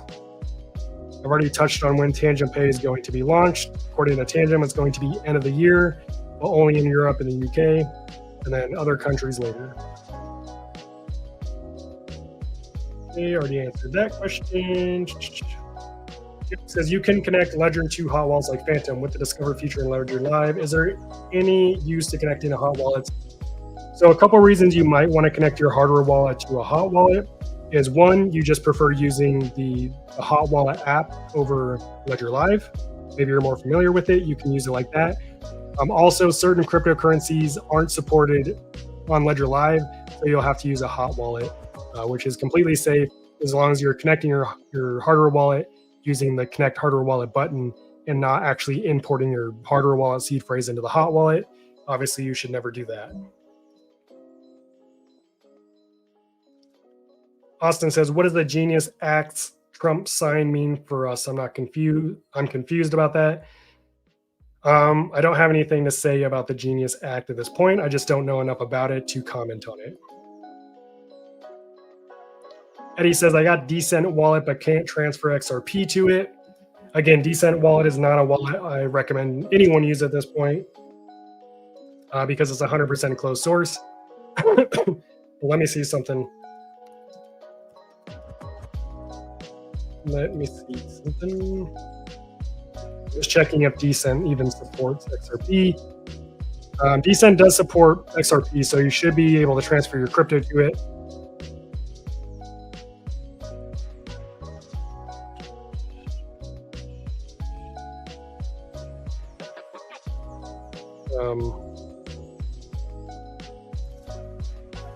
So yeah, you should be able to transfer XRP to Decent, but again, Decent is not a wallet I recommend using. It's not one I use myself. I own one. I never use it. Aaron says, do you have any information about this soon to be released Trezor Safe 7? I do not. I haven't even, aside from people commenting about it, I haven't seen any official statements about Trezor Safe 7 from Trezor. So I would be curious to learn where you heard about that.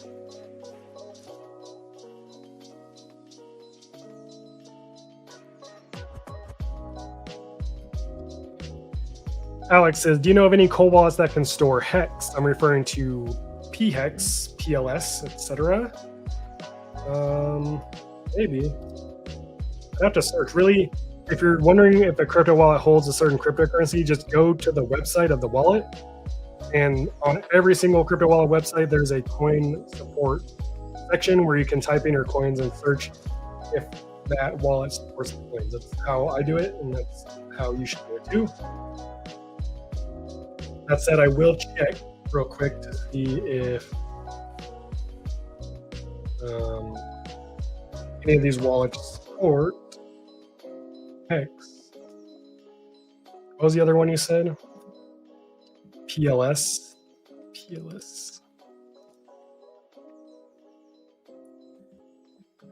Yeah, so off the top of my head, I'm not aware of any wallets that support those tokens. Let me see if any support Monero.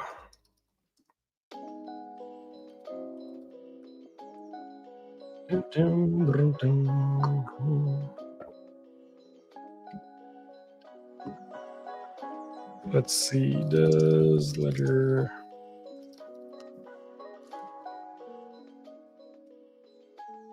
So you can, wallets like Ledger actually support Monero, but not through the Ledger Live app. You have to use Monero wallet with your Ledger device. So that would be one option for you. Gio says, thank you. Let me check something here. Put in my pen.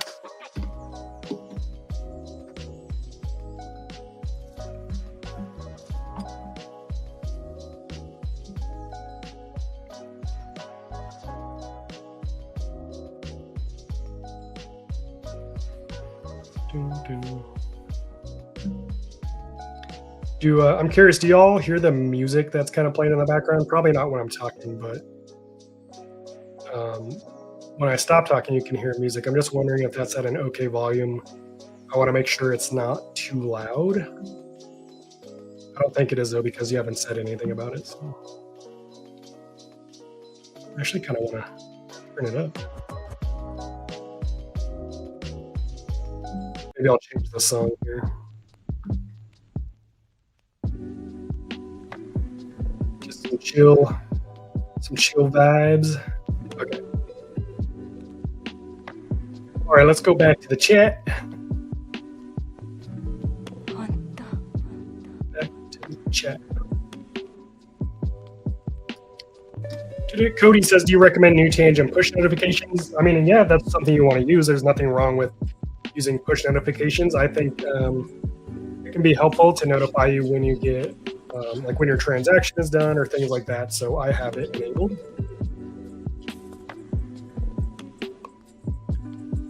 I got a decent wallet. Eddie says XRP doesn't recognize a decent address. There's no such thing as a decent address. There's only network addresses. So it sounds like you're sending your XRP to the wrong type of address. Like maybe you're trying to send it on a different network. That's likely what's happening. Also, I would check if you're pasting the address, make sure there's not like a space after the address or something like that. Will you be creating a video on Wallet Connect? Probably not. I mean, what's your specific question about Wallet Connect? I just don't know if it's something that I really create a video on. It's kind of something that lives in the background and you use. There's not too much to say about it. YouTube channel yesterday, I got my Ledger Flex from your link. Awesome. Hope you enjoy that.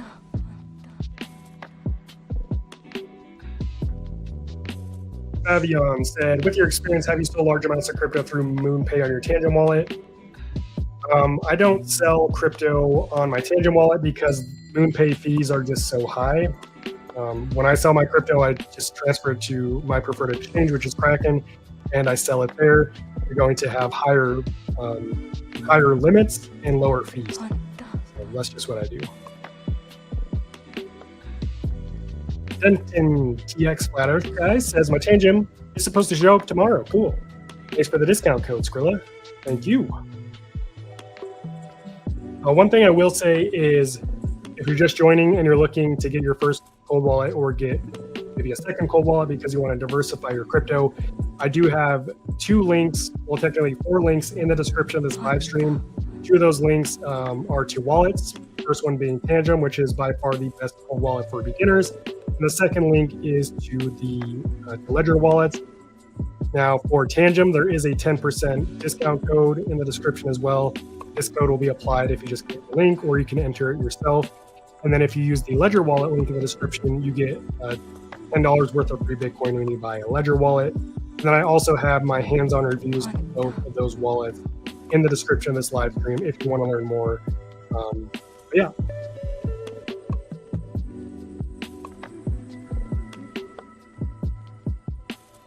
Julie says, can you tell me if Tangem is a KYC wallet? I heard it's going to ban, Google is going to ban some wallets. There's no such thing as a KYC wallet. All self-custodial wallets are non-KYC. You don't enter any personal information to set up a self-custodial wallet like Tangem, Ledger, Trezor. None of those are KYC. The only time you go through KYC is when you use something like a centralized crypto exchange, like Coinbase, Kraken, anything like that. Also, Google is only going to ban wallets that are basically, actually, I think they pulled that. I don't think they're going to do that. But I'll just say any reputable wallet company, like any of the cold wallet companies, those are not going to be banned. The apps, you can't ban a cold wallet, but the App Store could, if they wanted to take the app off of the store, but you can still download it from the website.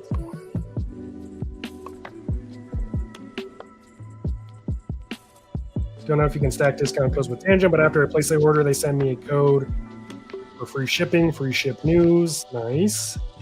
You get free shipping with Tangem if you spend over 89 bucks. So you can use my code CyberSkrilla and spend 89 bucks and you already get free shipping. So Liberty and Truth says, will Tangem have other accessories like the ring?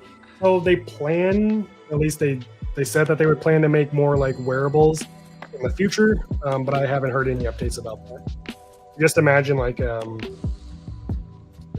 necklace or an earring or something as your cold wallet. It would be kind of interesting. Can I connect Tangem Wallet to MetaMask just like Ledger? No, you can't. You can't connect Tangem Wallet to other wallets. Armando, do you have any information on Tangem Pay? Is it available worldwide? It's not going to be available worldwide when it first launches. It will only be available in Europe and the UK. But the goal is to have Tangem Pay available and working at every single Visa terminal around the world. So that's the goal, but it's going to roll out slowly. So.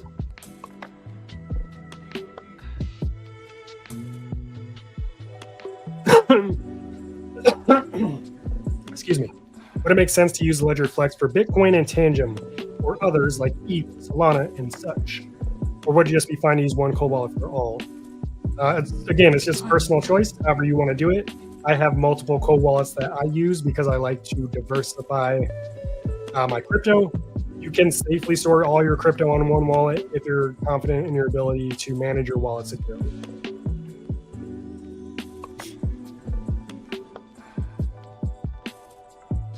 Hi, Skrilla. I know you don't provide crypto analysis or insights, but I would like to know your thoughts on the mainstream crypto that could go big in the future. If you're asking about what crypto I think will be big in the future, that's not something I'm going to say or even know about. No one knows that. I will say, as a whole, crypto is the future. Blockchain technology is the future of many industries. It's not going away. It's here to stay, and it will continue to become more seamless. Just like when the internet first started, no one used it. It was clunky to use. And then now we all carry around, internet in our pocket. Eventually, crypto will be the same. You're not going to think like, oh, hey, I'm using crypto. It's just going to be a normal part of life. I think that's the future of crypto. As far as like a certain coin or something, that's not something I have the knowledge to comment on. Got Trauma TV says the Gemini card only gives you $1,000 credit limit. Totally not worth it, and have an 800 plus credit score. That's harsh. Anthony's an OG on the channel. He comments on every single video, so I appreciate you, Anthony. Greetings from Australia, and much appreciated. Thank you. Cody says, say you want to sell 100K plus at once, but Kraken withdrawal limit is 10K. How would you go about this without getting your account frozen? You need to upgrade your account limit,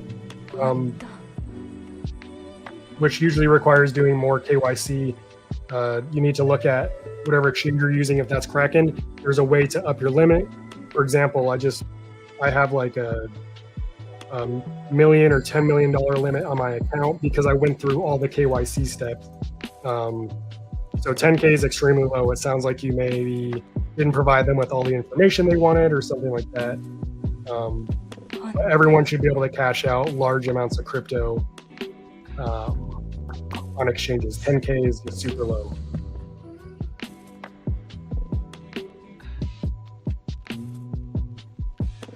I have seen on Ledger Live, the app doesn't mention the average price of the token. How to keep track of that insight. You could just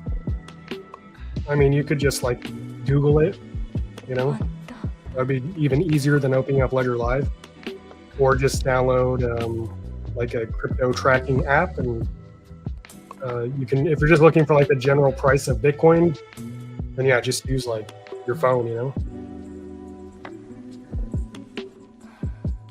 Just now getting the Grayman Corp comments, which I've already answered your 2 super chats. I appreciate you.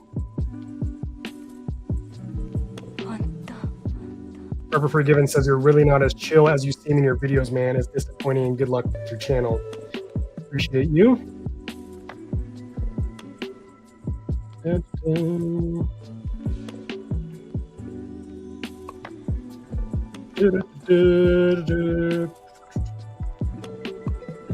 I mean, I'm not sure. I guess I offended someone, but yeah, I take this stuff seriously. Like, we're dealing with people's money and livelihood here. I also take like any claim seriously, especially like misinformation. It's dangerous to share information. I don't like when people intentionally share misinformation.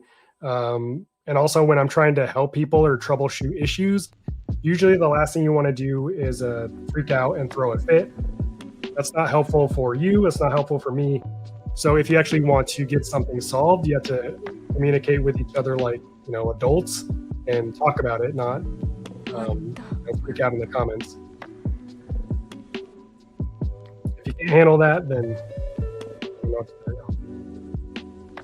Ethan Burke says, ended up getting a stacks for main transactions and Tangem as my savings. Does that seem backwards, or is that a good way to go about it? It doesn't seem backwards. I mean, I would, like, security wise, I think it's fine. I would say Tangem is like an easier wallet to use on a daily basis. So like if usability is something you want to consider, it could seem kind of backwards. But I don't think there's like a right or wrong way to do that. As long as you're keeping those wallets separate for security purposes, I think you're okay. Spanish Chicken says, do you think paper wallets still have a place? I found them the best. I mean, even when you use a cold wallet, you still have a paper wallet because you write down your seed phrase. Preferably though, I hope that you don't keep your paper wallet on an actual piece of paper. You want to store it in some, like a metal plate. But here's the thing about paper wallets. Paper wallets are only good for storing your keys offline. You can't generate keys with a paper wallet. You also can't manage your keys with a paper wallet. So my question would be, how are you generating your keys securely, and how are you managing them securely? Because with the paper wallet, it's only for storing the keys. So yeah, sure, they have their place, but if you're looking for ultimate security in terms of generating, storing, and managing your keys, then a cold wallet is what you want.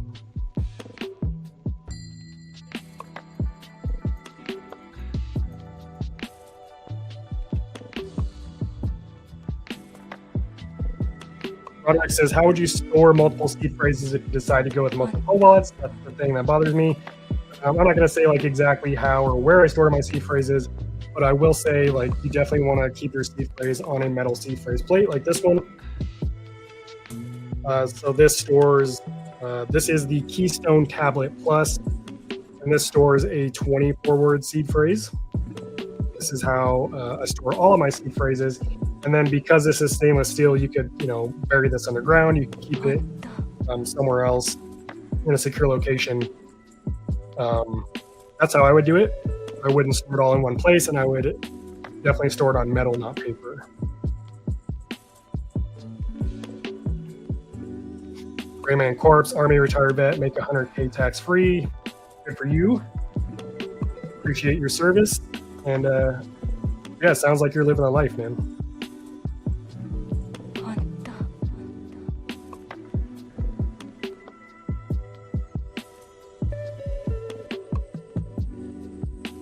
Rayman Corp says, I agree. Kraken is pretty clean and user-friendly and actually regulated. I think, like, again, my experience, Kraken has been the best exchange that that I've ever used personally.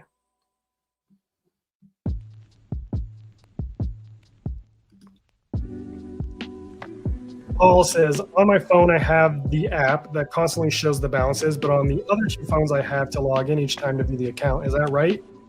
Paul, I'm not sure what app you're referring to. AIG says, do you recommend using a passphrase 25th word seed phrase? Yes, I do. It's a huge security advantage, in my opinion, as long as you understand, the risks of using it, which really just comes down to user error. If you set up your wallet with a passphrase, first you have to generate a seed phrase. So that's one wallet. Then when you add a passphrase, you're basically creating a new hidden wallet with its own completely new public receiving addresses. And the only way that you can access that hidden wallet is with the seed phrase and passphrase combo. So if you lose one or the other, you would lose access to that wallet. Really no different than, a seed phrase. Just know that you do have to use the passphrase to access that wallet. But that's really the only risk. Other than that, I think hidden wallets are one of the best things you can do for your security strategy.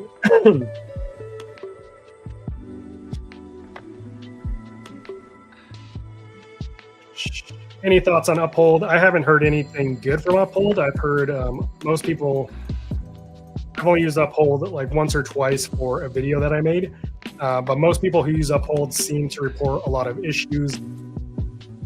So yeah, it's probably not a platform that I'll ever use.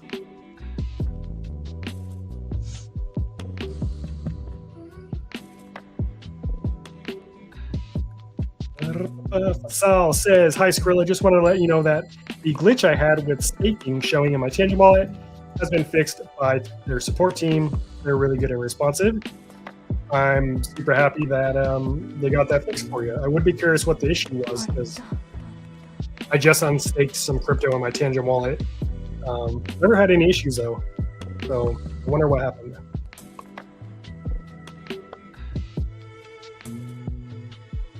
Rayman Corp says, when I think crypto, I think about retail. It needs to be simple for them, easier transactions, smoother processing. That's why phones and hardware wallets are the future. The infrastructure is already. Yeah, exactly. I couldn't agree more. I mean, it goes back to what I was saying about, the internet back in the day. Remember, I was around for dial-up internet. I was a kid, but I just remember my family would be on the computer, and then you'd get a phone call and it would kick you off the computer. A lot of people didn't use it. It was scary to use, and now we all literally can't live without the internet, and everything is built on top of the internet. And again, I think that's exactly where crypto is heading. And like Grayman said, it needs to be way more seamless so that we don't even know that we're using it. And that is quite literally the future of crypto. That's also why I say we haven't seen any innovation in the last several years in crypto. And I don't think that innovation will come until, there's more clarity from regulators on, what we can and can't do, because it's still so much wild, wild west in crypto. And that's why there's so many scammers and they can get away with it without any repercussions. So.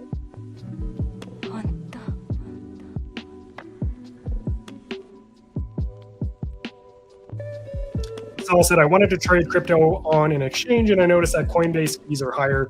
Coinbase is highway robbery. Not only do they freeze funds and lock accounts probably more than any other exchange, from what I've seen, their fees are extremely high, and it's because people pay it. Yeah, I agree. Kraken is way better, and I'm glad that you're saving money and using an exchange you like to use. Justin George says, hey Skrilla, what's going on, Justin? Appreciate you being here. Arun says, just wanted to thank you for giving out such valuable information. I really appreciate it. Keep going.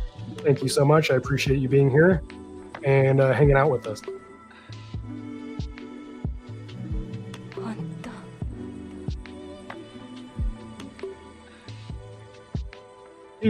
Julie says, I'm going to Caleb and Brown, not because I'm lazy. I have a Tangem wallet. I like it. I like to know how to use it, but just thinking ahead and using Wisdom too. Yeah, for sure. But yeah, again, to answer your question, Julie, there's no such thing as a KYC wallet. No cold wallet requires KYC to use it. It doesn't require an email address, your name, or anything. Obviously, when you initially buy the wallet, you have to enter some personal information so they can ship you the wallet. But when you set up a cold wallet, you literally just tap a button that says create wallet, you write down your keys, and then that's it.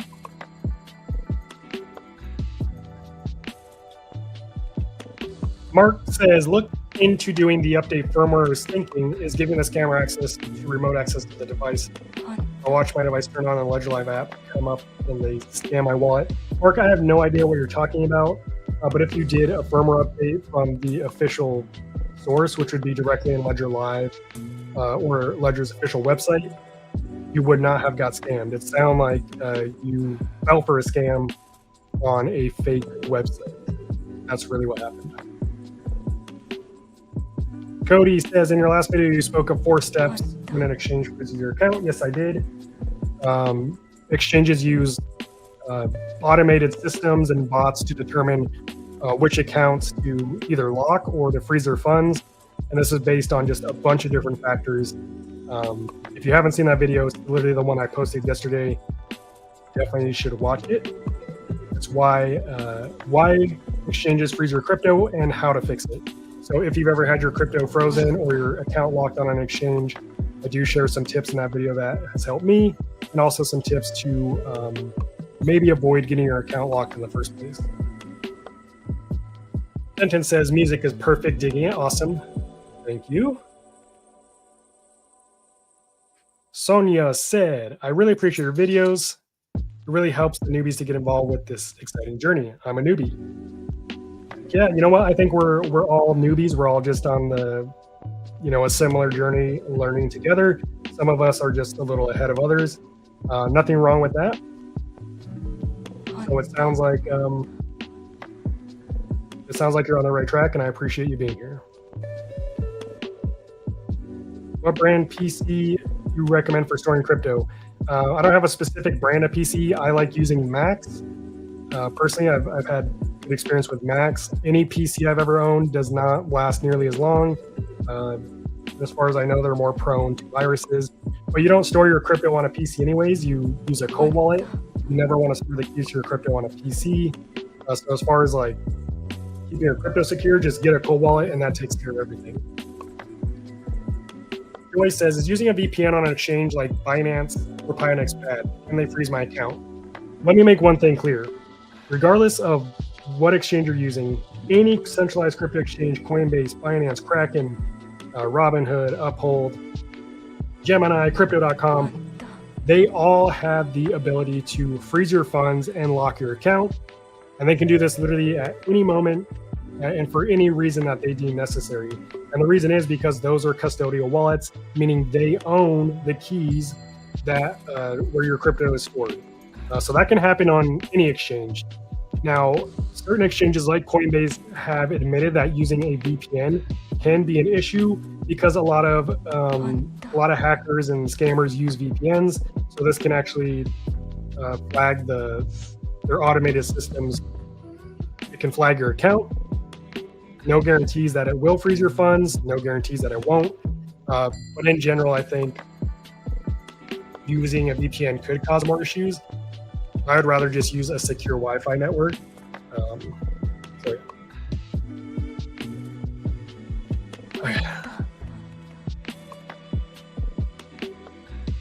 Let's see, what exchange would you recommend for beginners? I like Kraken. That's what I use. Jennifer says, glad you're on X. Awesome, thank you for watching from X. Thanks for all the YouTube vids on Tangem. Question, what if you did not choose a seed phrase when you set up your Tangem wallet? Can you go back and set up Ledger? Set up my second Tangem wallet, but still didn't get the prompt to set up the seed phrase. What did I do wrong? Jennifer, when you set up your Tangem wallet, you're just simply skipping that step. So when you first scan the card, there are 2 options. It says create wallet, and then below that, it says other options. You don't want to hit create wallet. You want to hit the button that says other options. And in that section, you will find the option to generate a seed phrase. Now, to answer your second question, yes, you can go back and I'm going to pull it up actually. You can go back and set up a seed phrase, but you have to do that process very carefully if you have crypto on your seedless wallet already. Otherwise, you could lose all your crypto. So I'm going to show you what video you need to watch to learn how to set up your Tangem wallet with the seed phrase, even though you've already set it up without one. Let me just pull it up here and I'll show you.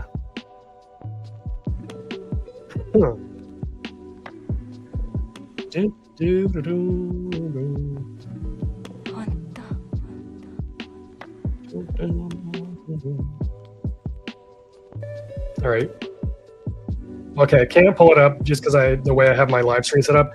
But Jennifer, if you just type it on YouTube, set up your Tangem wallet without a seed phrase, quick fix, my video will pop up and I walk you through the exact process to set up your Tangem wallet with the seed phrase, even though it's already seedless. So go watch that video and that will solve your problem. And thanks for watching. Julie says, okay. Cody says, your last video, 4 steps, exchanges could freeze your funds. It had me thinking, what if crypto that was scammed from you and used by the scammer, can it raise your risk rating with the exchange? I don't know for sure. I'm assuming it could, but I don't think exchanges are necessarily, like if you got scammed, I don't necessarily think the exchange would know that unless the address that scammed you is known as a scamming address. That would affect the scammer's address, not so much yours. So. Joy says, bought Tangem using your code. Thank you, Joy. And it's good, and you're looking to buy Ledger in the next month. Yeah, definitely. If you have any questions about Ledger, feel free to ask me.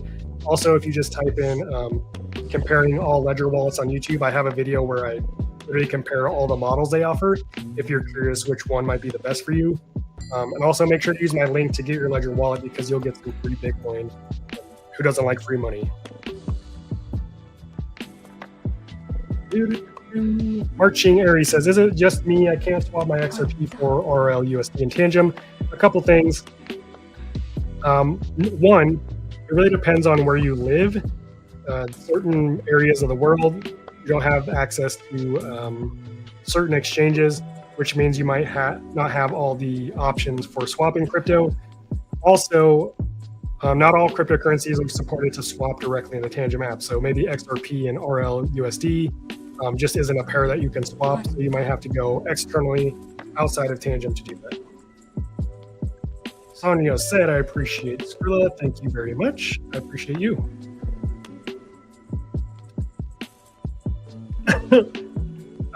Hugo says, I see in Tangem app the option to generate XPub in the Bitcoin wallet. Can you please talk a little about it? What is it for and how to use it safely? I need to just make a video on this, and I don't have enough information to share with you about this feature or how you would want to use it. I just don't want to lead you astray, so I just am going to choose to not comment on that. But I can definitely make a dedicated video about that and talk some more about it. Vegas, what do you think about BitKey? That's not a wallet that I would ever use. I don't like how it works. You don't get a seed phrase. You have different custodians who, hold parts of the keys.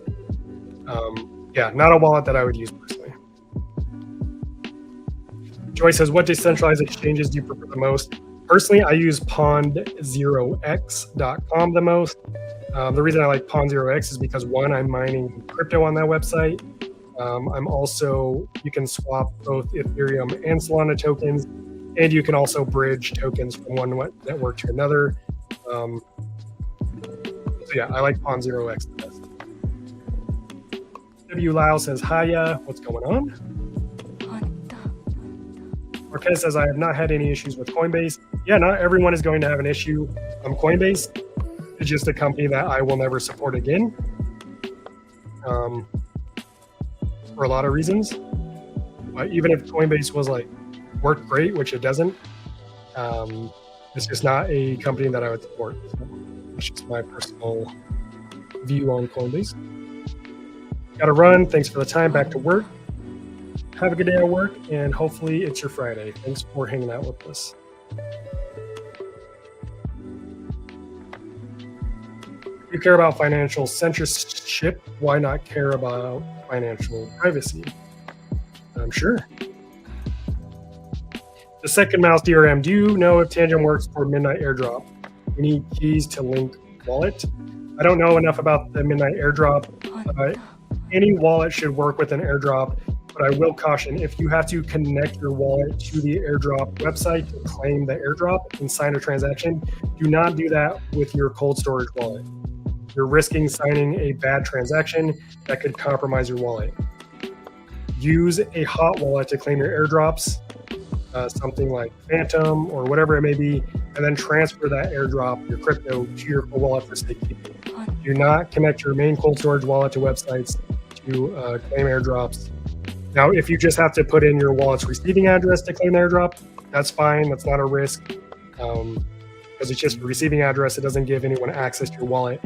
However, when you sign a transaction with your wallet, you could open it up. You could open up a door to let someone into your wallet and take your crypto. So, yeah. If I have all my Bitcoin on my cold wallet, is it a good idea from time to time to send small amounts back and forth? Tom, I don't know why you would do that. It sounds like it'd be a waste of money. You're just, at that point, you're just spending unnecessary money on fees. So no, that's not something I would ever do. Kevin set up his Tangem wallet without a seed phrase. Can you add one now? Again, if you're wondering how to do that, I do share that exact process. Type in on YouTube, type in missed seed phrase Tangem. My video should pop up. It should be a blue background. Go watch that video.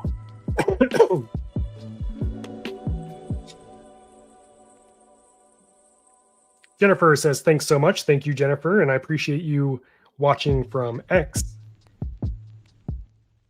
This is my first time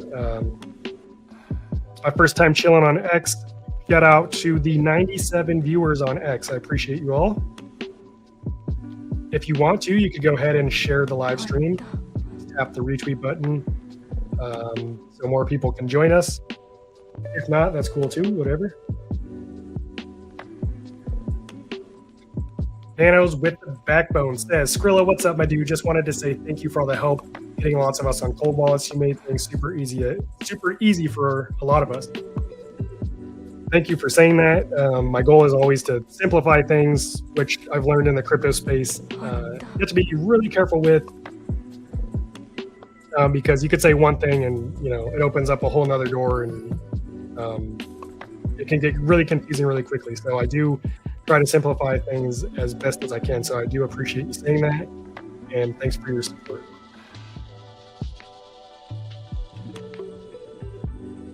Saul says, to top up XRP on Stellar or Tangem wallet,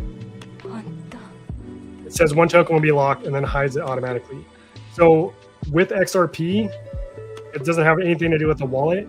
When you create a new address, like a new receiving address on the XRP network, the XRP network requires a deposit of 1 XRP, and this is to prevent basically from scammers from opening up addresses. You can technically get this deposit back using websites, but this is just how XRP works. Again, it has nothing to do with the wallet and everything to do with the XRP network.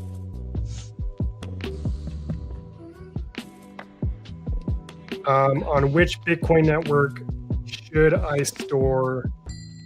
On which Bitcoin network should I store in Tangem, SegWit or Legacy? Just whatever one is the default network is the one that I stored on. But if you want to, learn about the differences of SegWit or the Legacy network, you should probably just do a little more research. But honestly, just the native network that they provide you with is what I use. And I think most people use SegWit, so.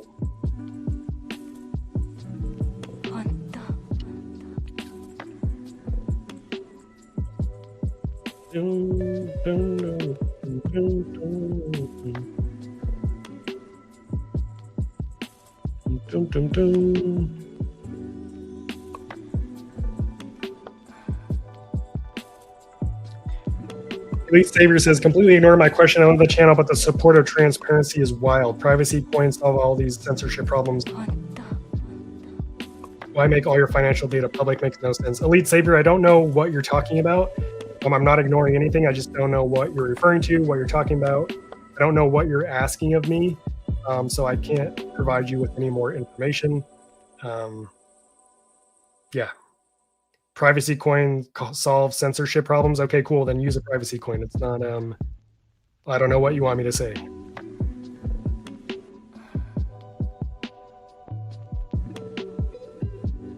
Leo Lynn says, thank you for all your helpful information. What's a good strategy for beginners looking to invest in Bitcoin ETH? Would you recommend DCA? I don't want to give you like specific advice. I think in general, I think DCAing is like a decent way to buy crypto because it generally lowers your average entry price. So yeah, that's all I'll say about that. Lucas Muller says, Windows or Mac you choose? I always choose Mac. Rashad says, I know you a Tangem guy. What's up with Decent Wallet? Again, Decent is not a wallet that I recommend currently or ever will until they decide to open source parts of their wallet. Decent is 100% closed source, meaning the code that is used to build their products is kept completely private to the company. So there's no way for anyone externally of the company to verify that any of the claims they make about their products are true. So yeah, that's kind of scary. And the reason you see so many YouTubers recommend and talk about Decent is because Decent reaches out to them and pays them money to publish videos. So for example, Decent reached out to me. They told me for every video that I upload and publish about their wallet, or about their products, that I would get $50. I've never made a video about Decent. So yeah, that's just weird to me. So it's just not a wallet I recommend. Denton says, TX Flat Earth guy, Elite Savior, he's just going down the chat answering questions. Imagine running a classroom with 180 students. Yeah, for sure. It's definitely taken me a while. I'm finally catching up on the chats, but I think with Elite Savior, I read his comment and I didn't really know what he's referring to, so I just skipped over it. So yeah. But it's all good. It's all good. You can't please them all, you know?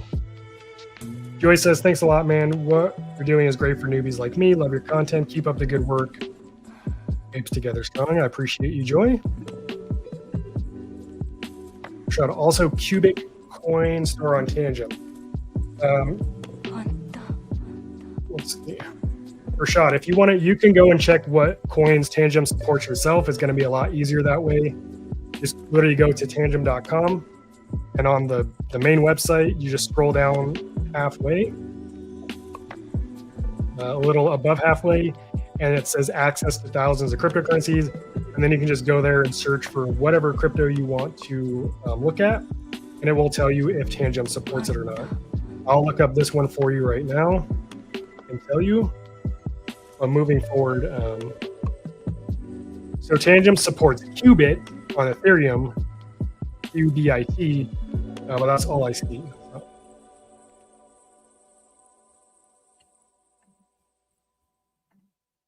Kathy says, thanks for the information. Just checked in, didn't know you would be on. It looks like crypto is crashing today. Thank you for all you do. I appreciate you, Kathy. And, you know, crypto goes up and down. That's just how it goes. So, yeah.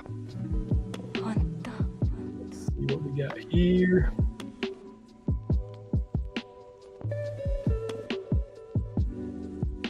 Let's see. Emilio says, hey, I bought the 3 set of cards at Tangem, and I use it to share with other 2 people, like each have our own. So you need a minimum of 2 cards to set up 1 wallet. So if you have 3 cards, you could all share a card, but it's going to be the same wallet. So that would be the only risk. You'll all have access to the same crypto and all have the ability to manage that crypto. If you all want to have your own wallets, then all of you need at least 2 cards each. You need to generate their own seed phrase for each wallet. So yeah. Lead Savior, how about you do some research and come with a guide on exchanges? That's for privacy coins. I want to know why you don't talk about or support privacy coins. I don't talk about any coins on this channel. And that's my choice and that's my right. If you want to do that, go start your own YouTube channel and talk about privacy coins. Asal says, thanks for answering my questions. Many of my friends in Dubai who kept crypto on Binance didn't know about cold wallets, so I share a YouTube channel to guide them. I appreciate your help. Yeah, I appreciate you sharing that. And the crazy thing is, like, even a lot of people who have been in crypto, for a little bit, still don't use cold wallets. A study that was done in 2023 found that about 10%, and I would argue that it's probably even less now, 10% of people who own crypto use a cold wallet, which is scary to think. And that's why billions and billions of dollars, well, I won't say that's why, but that's one reason why billions and billions of dollars worth of crypto has been stolen over the last 10 years. Rashad, good shot, my guy. Tapped in as I'm chasing Skrilla Scratch Paper. News, the truth by your name. Yep. Digital money. That's literally Cyber Skrilla translates to digital money. I appreciate you. Lucas says, is it safe to keep my savings in Tether USDT Tron? I can't tell you if that's safe or not. I do have some Tether USDT, but I would definitely research, the differences about networks and their security. That's something I feel comfortable advising you on. First bull market, but all I see is red. Happens every bull market. You don't have a bull market without red, my friend. Emilio, thank you for all the information. Of course, happy to help. Jen says nothing wrong with buying the dips. Exactly, that's how you make money. Joy says, I think I'll go with the Ledger Flex. How do you prefer the Ledger Live app? I will say the Ledger Flex is my favorite Ledger wallet. That's this one right here. This is my favorite Ledger wallet. Got the cool e-ink touchscreen. And the Ledger Live app is fine. Like, it's a good app. It's easy to use. Overall, I think Ledger's doing a solid job.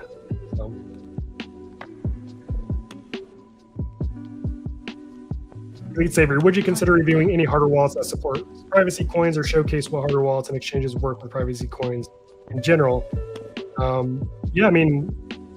It's just weird, like the way you're asking. It's like you're asking me to make a video specifically about hardware wallets that support privacy coins, because I've covered plenty of wallets on this channel that support privacy coins. Like Ledger supports Monero, just not directly through the Ledger Live app. So it's not like, I'm avoiding it. It's just not a topic that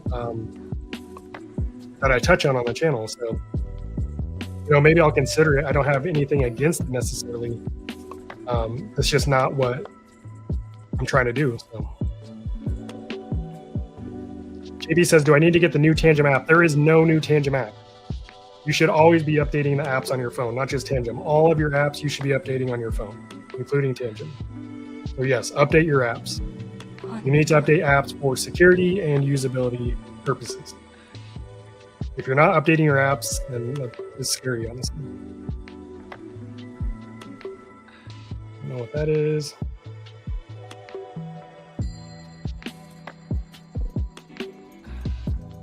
Okay, I don't know. I have no idea what this comment is even talking about. Honestly, it looks like spam. So yeah.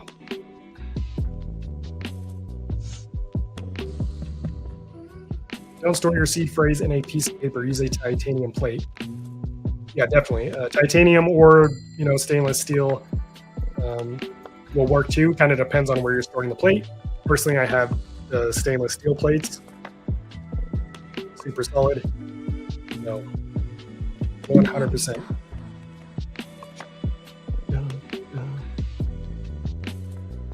But yeah, if you look at the chart down here, everything is in red. ETH is down, Solana is down, XRP is down, Bitcoin is down. It's all just part of the game, right? But yeah, I finally caught up in the chat, so I do appreciate everyone who's hanging out with us here on this Friday afternoon or evening, depending on where you're at. If you feel comfortable sharing where you're at, you don't have to share exactly, but definitely shout out in the comments. We'd love to see where everyone is viewing from. And of course, if you have any questions about, the channel, about me, about crypto security, about any wallets, feel free to drop them in the chat. And if you're just joining, I do have links in the description to 2 wallets, my 2 favorite wallets for beginners. One is Tangem, and that link will get you 10% off your order. I also have another link that gets you $10 worth of free Bitcoin if you buy a Ledger wallet. And I also have reviews for both wallets in the description of this live stream, so definitely check those out. Armin says Chicago, Chi-Town, checking in. We had another person on here from Chicago, so shout out to Chicago. Sonia, Albuquerque, New Mexico, awesome. So Albuquerque, it's probably what, like 5 o'clock there. Rashad says on the seed phrase storage, most of them only allow 6 characters. How do you add words that are longer on the titanium storage? You don't need to know more than 4 characters to know your seed phrase. Every seed phrase is derived from the BIP39 word list, which is a predetermined list of words.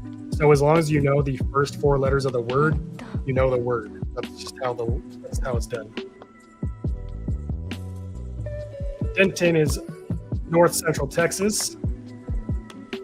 All right. I love Texas. I've been to Austin, Texas, and I thought it was cool. That's about all I have to say. All I have to say about Texas. Love from South Asia, super cool. Got some international folks here. Shout out to South Asia.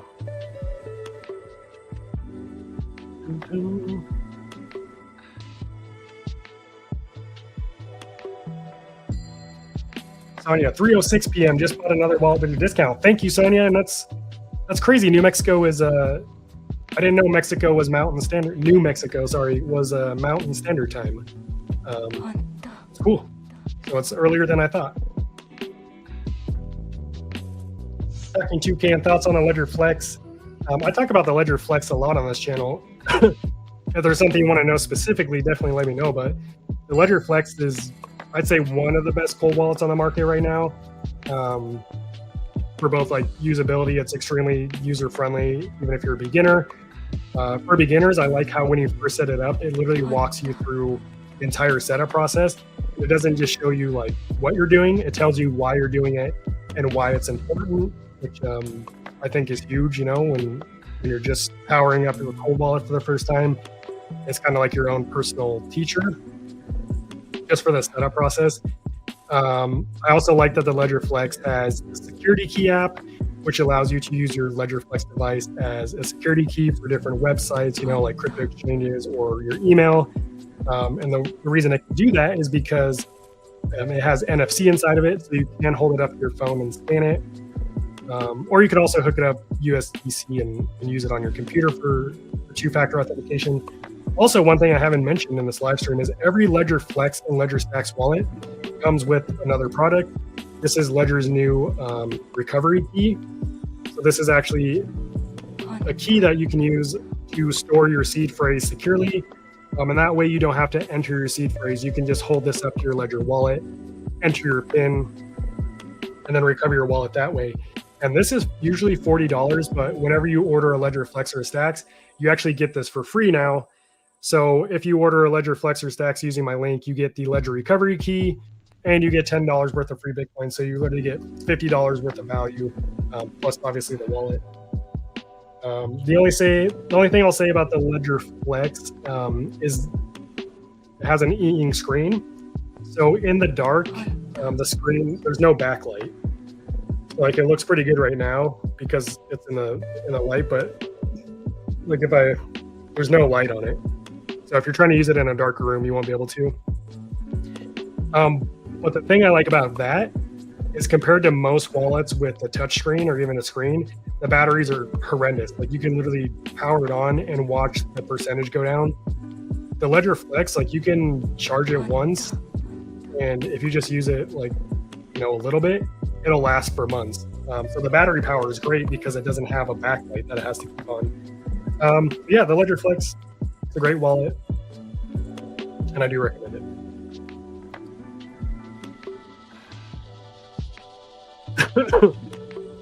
In Blue Wallet, I have 2 Bitcoin wallets. Can I set up 2 accounts in Tangem, or would I need another set of cards for the second? So yeah, currently Tangem only supports 1 address per blockchain network, so you can only have 1 Bitcoin address. They are going to change that apparently in the future. It's on their roadmap. So eventually you'll be able to have multiple accounts. But for now, you would need 2 separate Tangem wallets if that's what you want to do.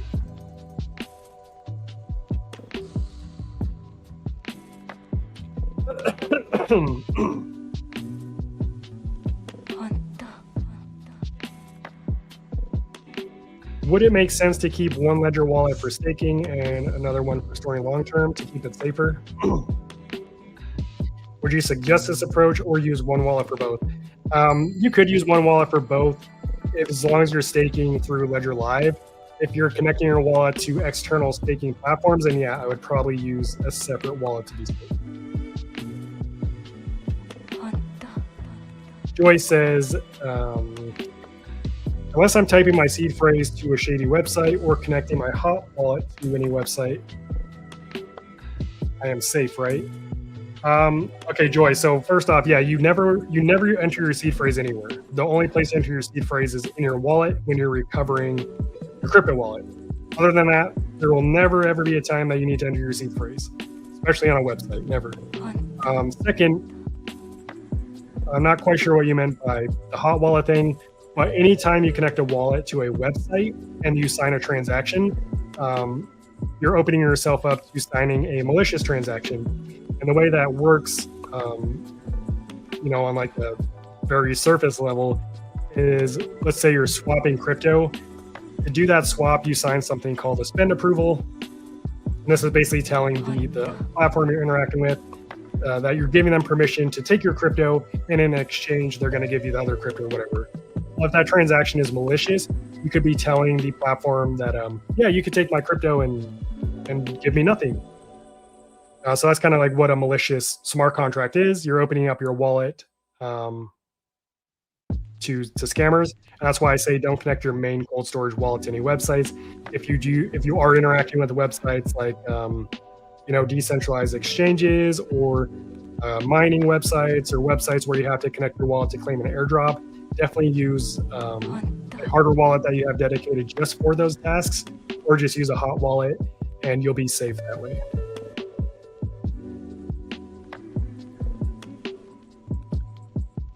Let's see. Could you please talk about firmware update on Ledger Flex? Joy, I'm not sure what you want to know specifically, but with the Ledger Flex, you do need to do firmware updates. That's just part of owning the wallet. I will say that the cool thing about the Ledger Flex is you can update the firmware by either connecting it to your computer, or you can do firmware updates through Bluetooth, which is super convenient. But yeah, to do a firmware update on the Ledger Flex, you just connect it to Ledger Live. Again, you can do this on your computer, or you can do it on your computer or on your mobile phone. And once you connect it to Ledger Live, it will tell you if you need to update the firmware. So it's pretty simple.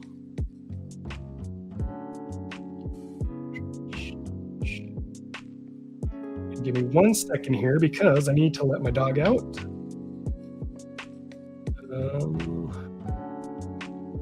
Let me pull this off. You guys can look at the chart real quick. It's literally going to take me a second.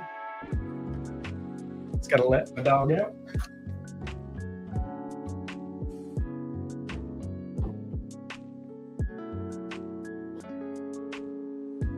And we're back. Okay.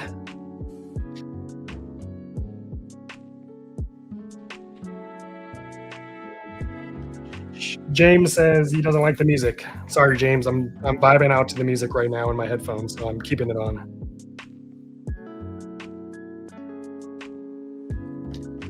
Let's see, the Talking Toucan. Thanks, bro. If you wanted to interact with DEX, would you just connect direct with Ledger Live or use MetaMask Hot Wallet as a link in between? I would use a completely separate wallet to connect to a DEX. So like if you're connecting to Uniswap, don't connect your main cold storage wallet to it. Literally make a wallet in MetaMask and connect that wallet to it. Don't connect your hardware wallet to MetaMask and then connect to the DEX, because you're still connecting your Ledger wallet to the DEX. So yeah, if you're interacting with those different websites,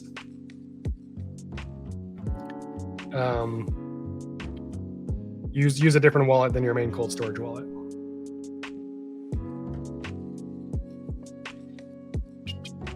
James says Denton, sorry, says digging the music.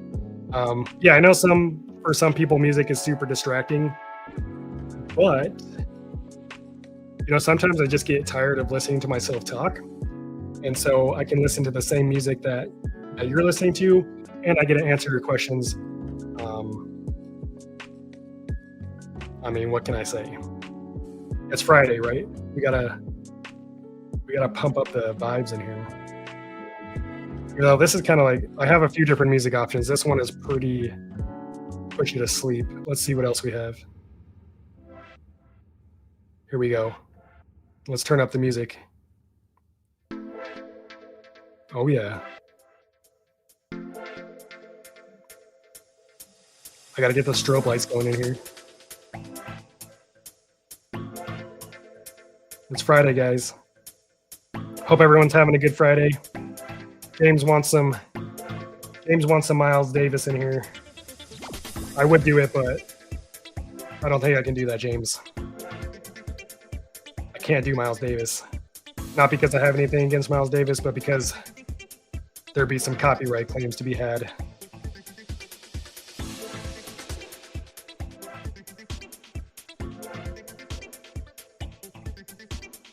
Cody says, chatting from the Great White North, a little less great and not so white. All right. A1 says he's digging the music. Appreciate you, A1. A1's an OG on the channel, I'd say. Correct says, does Ledger Recovery Key work on any Ledger Flex or just your specific one? No, the Ledger Recovery Key will work with any Ledger Flex device and any Ledger Stacks device. So even if you bought your Ledger Flex, back when it first came out, if you get the Ledger Recovery Key, it'll still work. You're good to go.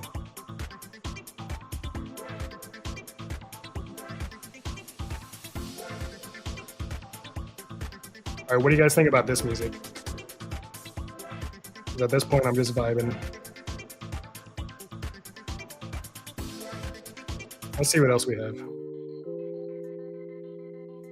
Ooh, I like this one. Let's vibe to this one for a bit. Okay. Don't worry, I'll keep answering questions, but I'm just changing up the music here. Gamer Gaming says, how are you, bro? I'm doing good, bro. Thank you for joining on the live stream. Death Spawn says, if you're offended by the music, go outside and touch some grass. That sounds pretty good right now, I'm not gonna lie. I got some fake grass here in the background. That's about as close as I get to grass.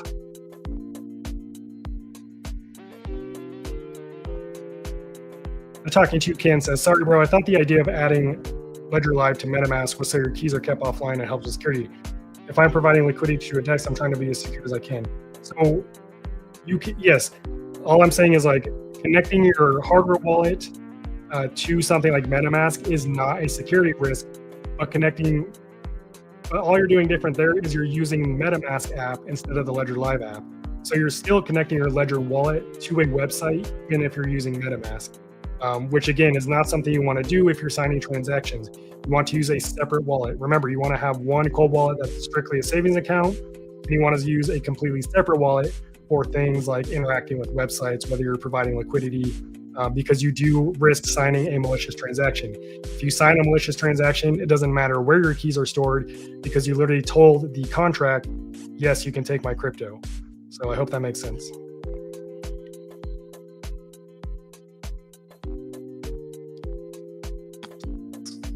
Okay. Leon and Scream said, I have 2 3-packs of Tangem cards. I heard you state you need 2 to make 1 account. So if I want to trade or plain one for one design one with my girlfriend, should I be able to add my wallet? Yeah, so it doesn't matter when you order the Tangem cards, it doesn't matter which cards you use as long as you have a minimum of 2 cards. To set up one Tangem wallet, you need 2 cards and you can't use more than 3 cards per wallet. So even if you bought, 2 different packs and those packs are like different designs, it doesn't matter. You can mix and match them all before you set it up, as long as you have the 2 cards to set up the wallet.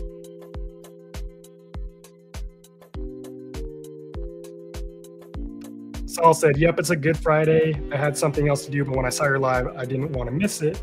Any new info I didn't know yet." Well, I appreciate you. And, yeah, hopefully this has been a decent live stream. Yeah, really, I couldn't do it without you guys. You're the ones asking all the questions. I'm just here to answer any questions that I have. So,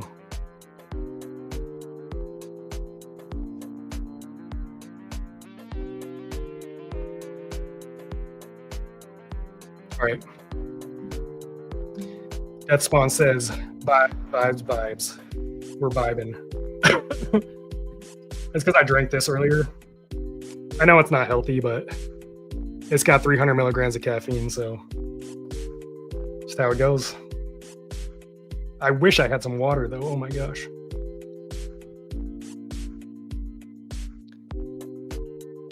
A1, been from way back. Thanks for recognizing. Yeah, A1, I definitely recognize you because you're always supporting the channel, so I appreciate you. Olga says, what genre of music is this? I don't know. The song is called Daydreaming, and I would probably classify this as like lo-fi. But I'm a huge fan of lo-fi music. Like especially when I'm making videos and stuff. I like to just put on some lo-fi music and get to work. Cody says music fire changes healthy for sure. Denton says loves most genres from classical to rap to country and just about everything in between, constantly going back and forth, changing it up all the time. Yeah, I'm exactly the same way. I'd say my main genre is like hip hop, rap, but not the new stuff. A lot of old stuff, but I listen to literally everything. I listen to rap, listen to hip hop, I listen to rock, I listen to country, R&B, Christian music. Really, the only thing I don't do is screamo. I've never been a fan. There's like a couple songs that I like from when I was like super young, but that's just one thing I can never get on. James says, how many wallets you have? James, I think I have over just hardware wallets, probably over 35 wallets.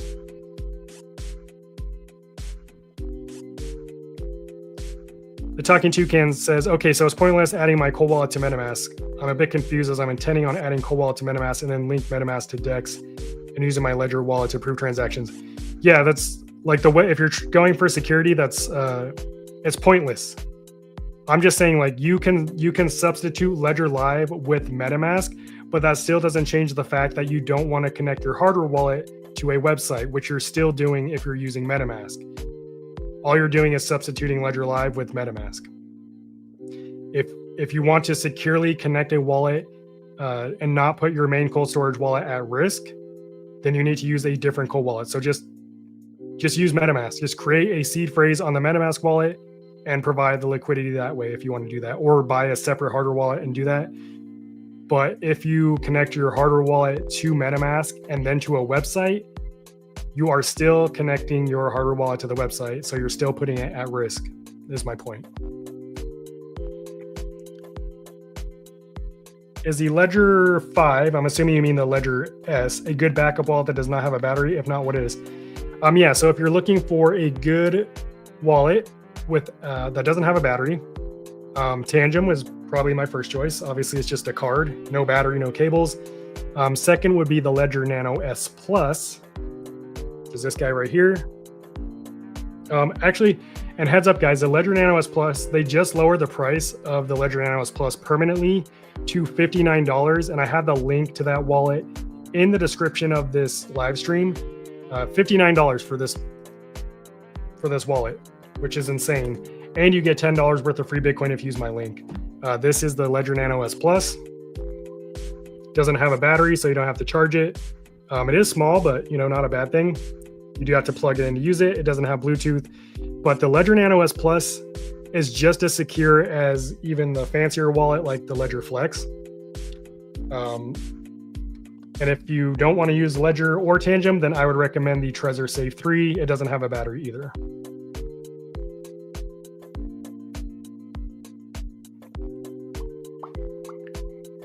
James says he's gonna go smoke some grass. James, that doesn't sound healthy. Grass has a lot of pesticides and stuff on it, so I probably wouldn't be smoking grass. Death Spawn says he likes lo-fi jazz. Ooh, yeah, I love jazz. Huge fan.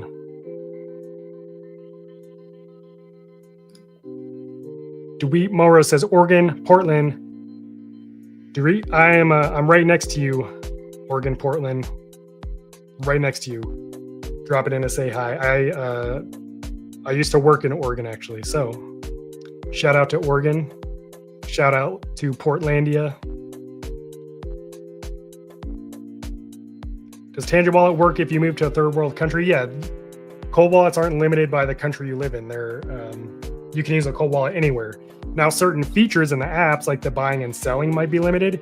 But as far as being able to send crypto to and from your cold wallet, there's no limitations on that. That's even if you live in different parts of the world, there's no limitation.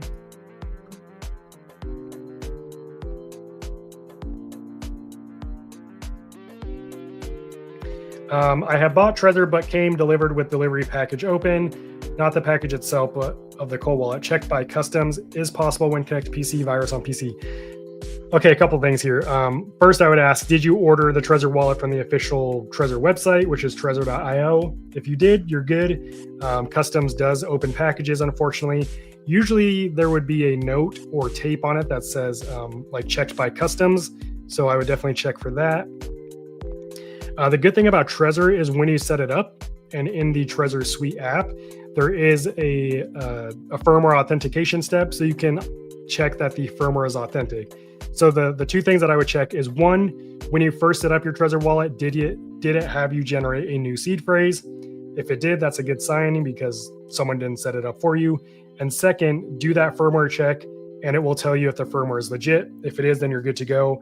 And if you were to have like malware on your computer, that's not going to be transferred to the hardware wallet. Austin says, if confident in not losing your cards, talking about Tangem, do you think no seed phrase setup is still a good way to go with Tangem? Thanks for all the great info. Okay, Austin. So I have one set out of my 7 Tangem wallets that is seedless. But to be honest with you, like, I don't think I'll necessarily ever lose it, but that's not even my main fear. My main fear when you don't have a seed phrase is that you're still relying on technology to not fail. Now, maybe it's very unlikely that, will fail at the same time, but it's still a possibility. And that's not something I'm willing to risk. And that's why I like to know my seed phrase. Because as long as you have your seed phrase, you have the keys to your crypto. So that's kind of how I look at it. If I only had one Tangem wallet, I would set it up with the seed phrase.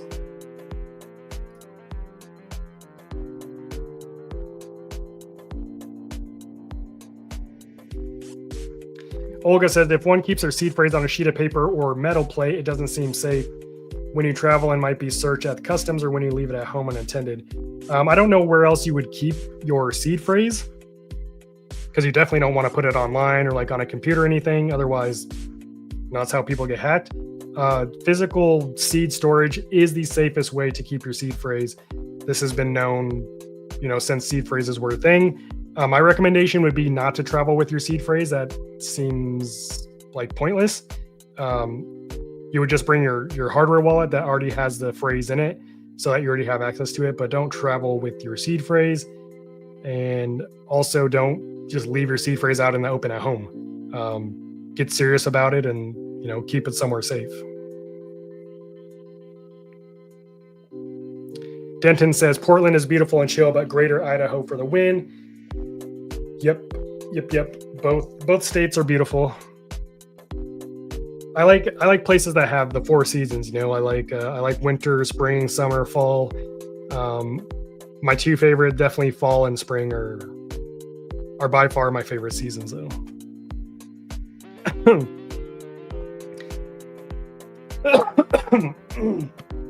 Excuse me.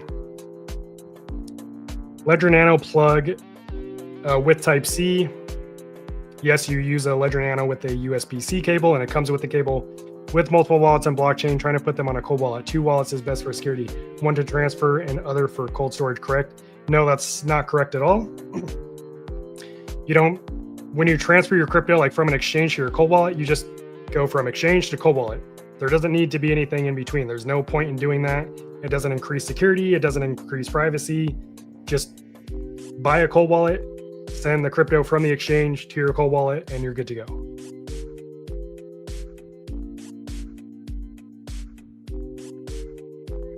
The Talking Toucan says, okay, so I'm just better off interacting with the DEX using hot wallets. I'd say in general, yes. But if you plan on keeping that crypto on the hot wallet, or like, because you say you're providing liquidity, which would mean that you would, basically have that. Well, you wouldn't have the crypto, but you would technically have it. So you might want to consider, because here's the thing, like the fact that you're interacting with a DEX, you still always risk, the DEX being compromised. And if you had already signed a transaction, they could modify the transaction and, maybe have access to your wallet. So you can't really avoid that just because of the pure fact that you're interacting with smart contracts. But if you still want to keep your crypto secure from like external hacks, like, if you got malware on your computer or something, then you would still want to use a hardware wallet from that standpoint. So it might be worth looking into getting a hardware wallet that you use just for interacting with things like DEXs and other decentralized applications. That way, at least you're covered on like the external attack points, like downloading malware or anything like that. Because hot wallets still carry more risks than cold wallets. But again, you can't really get away from the risk of potentially signing malicious contracts. That's just part of interacting with applications.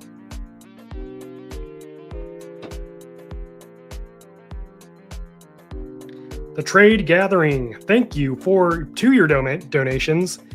I appreciate you.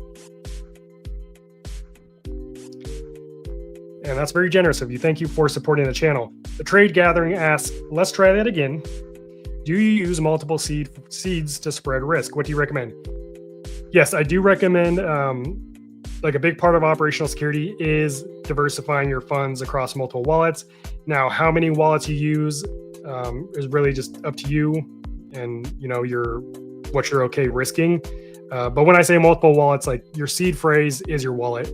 If you have 3 seed phrases, then you have 3 crypto wallets, since the seed phrase is the key to your wallet. So when I say multiple wallets, I'm talking about multiple seed phrases. But yes, I do recommend diversifying your crypto across multiple wallets. And how many wallets you want to use is up to you. There's a fine line between like overcomplicating things and using too many wallets and having to keep track of those wallets, and then not diversifying enough. So only you can decide, how many wallets you want to use and what you feel comfortable keeping in each wallet. Because what's a lot of money to me might not be a lot to you. So maybe, I'm comfortable keeping, $2,000 in my wallet, and you're comfortable keeping $200,000 in one wallet. It's really up to you what you're comfortable with. But I don't think, or I do think diversifying your crypto is a good idea.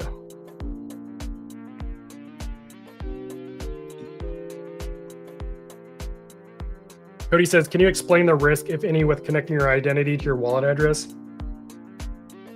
Yeah, I mean, obviously, like if you connect your identity to your wallet address, the risk is that scammers have a person that they can now target. So let's say you share your wallet address on something like Twitter, and let's say a scammer, saw that. Well, now they know that wallet address is yours, and now they can start,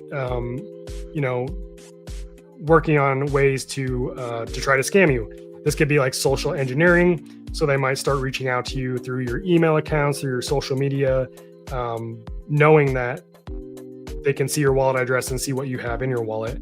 So that's where the real risk comes in, is basically being able to connect that wallet to a person and then creating targeted attacks against that person. So that's where the risk comes in.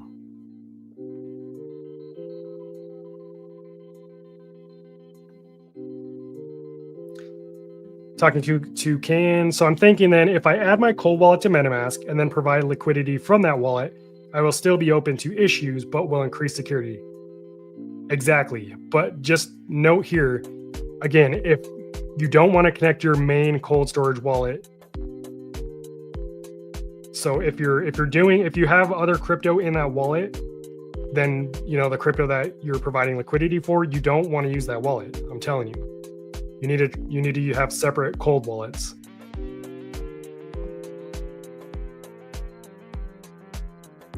Trade Gathering says, thank you, you're welcome. Talking to Can again. I have NFT as well that I need to connect to the DEX. Yeah, again, it sounds like you really need to get a separate wallet because you shouldn't be connecting your main cold storage wallet to these platforms, my man.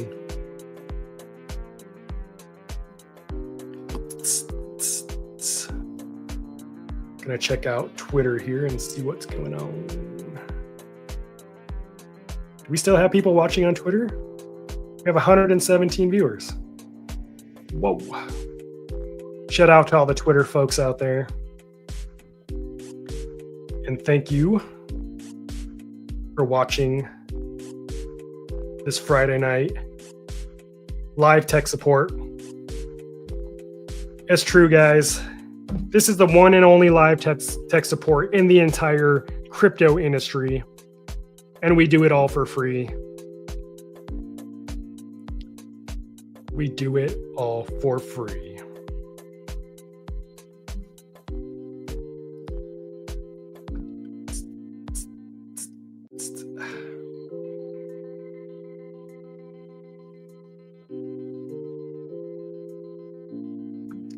Okay, sorry. I'm vibing out to the music again.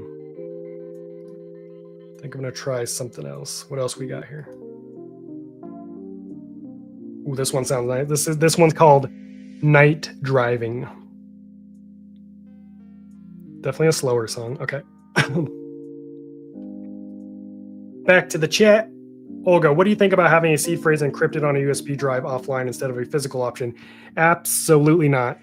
Because in order to get your seed phrase onto that USB drive, you're going to have to, put it onto your computer.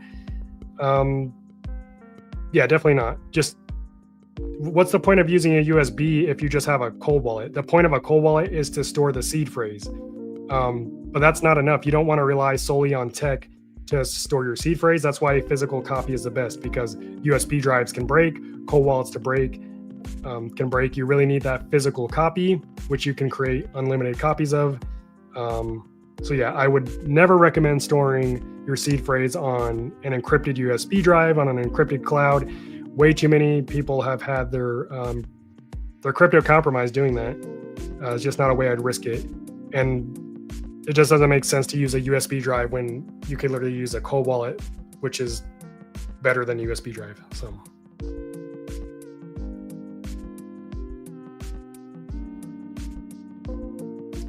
Asal says, I hope Tangem has more exchanges besides MoonPay for selling, since they deactivated their account for selling but not for buying.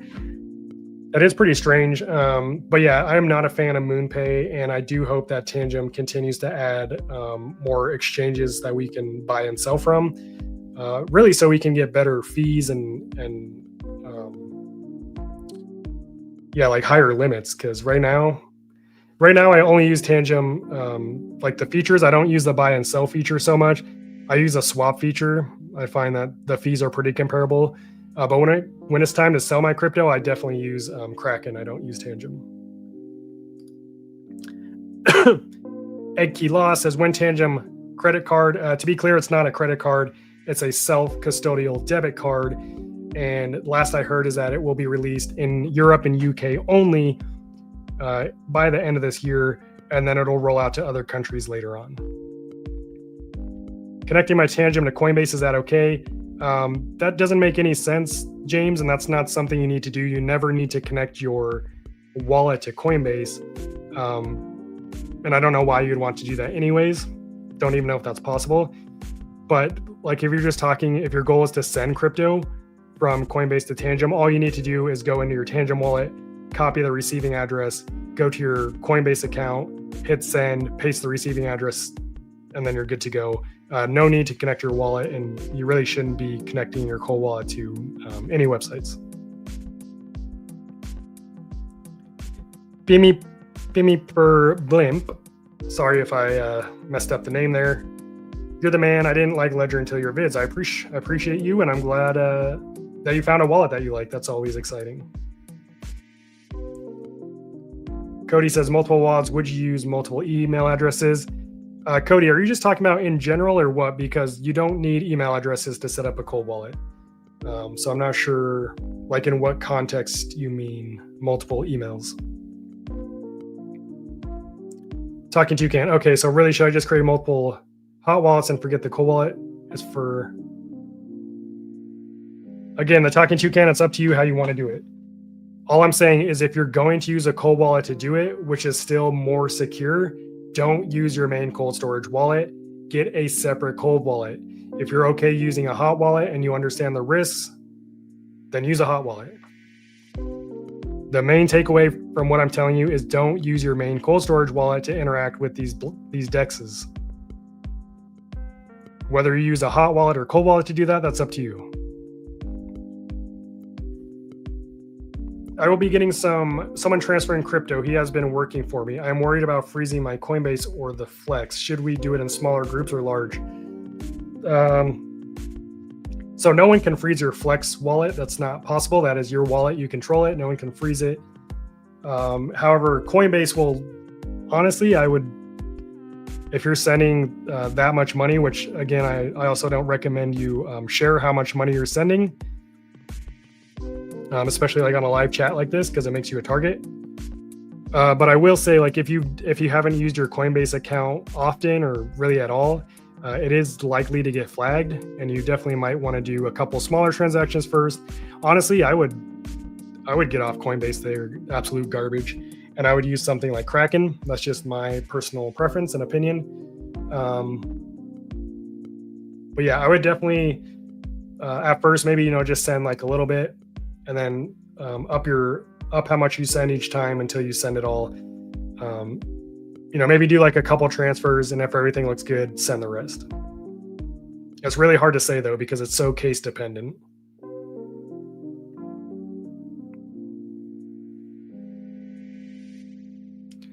I noticed that the third-party exchange used to buy crypto. I'm not sure. Oh, here we go. Notice the third-party exchange used to buy crypto is more expensive in terms of fees from the website than the mobile app. Did you experience the same? If you're talking about Tangem, like, yeah, the third-party providers are more expensive versus going to like a dedicated crypto exchange and selling there. I think it's just because the service they provide, it's more convenient, so they charge extra for the convenience. Since it's directly in the Cold Wallet app. That's my guess. Tab Nebraska says, I've heard others say Ledger or Tangem aren't good because not open source.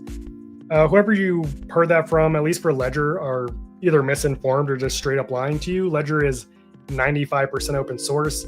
The people who say Ledger are closed source haven't done a lick of research, because you can literally type that in on Google and find out in 3 seconds that Ledger is open source.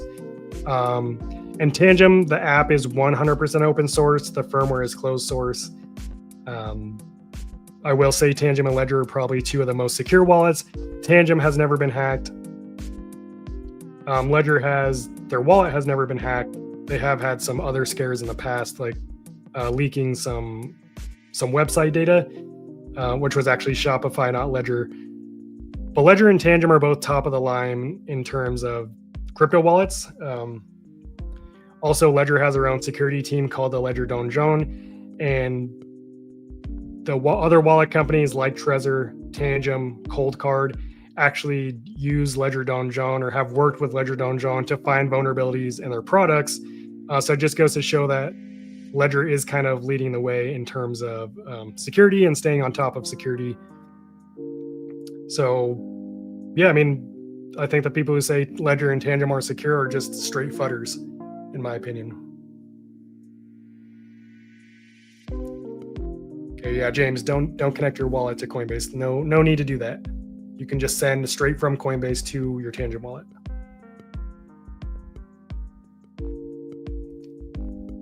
Tab says, you make compelling cases for Tangem. I've watched many of your videos. Yeah, the reason I talk about Tangem so much is really just because for beginners, there's no better wallet in my opinion. It's the easiest to use. They've produced more than 4 million cards. Not a single one has been hacked. They support over 80 different blockchain networks, tens of thousands of cryptocurrencies. So yeah, it's solid. Also, yeah, if you are going to get a Tangem wallet, the link in the description of this live stream will get you 10% off your entire order. If you don't like clicking links, then you can just enter the code CyberSkrilla at checkout, which is also in the description of this live stream. So definitely take advantage of that.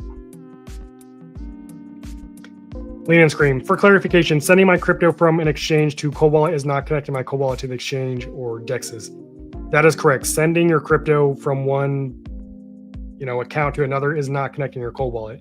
You don't send crypto from a DEX. A DEX isn't like a centralized exchange. A DEX is really just used for trading. And yes, you do have to connect your wallet to a DEX if you are trading crypto, and you do have to sign transactions. That is connecting your wallet. But transferring crypto is not connecting your wallet. Armin says, I use Uphold. Is that fine? If it works for you to buy and sell crypto, then sure, it's fine. But never hold your crypto on Uphold or any centralized crypto exchange. You want to use a cold wallet to store your crypto, because exchanges like Uphold have the ability to freeze your funds and lock your account whenever they want to. Plus, they're really just not a secure place to keep your crypto. But if you've used Uphold successfully to buy and sell crypto and it works for you, then I'd say, keep using that.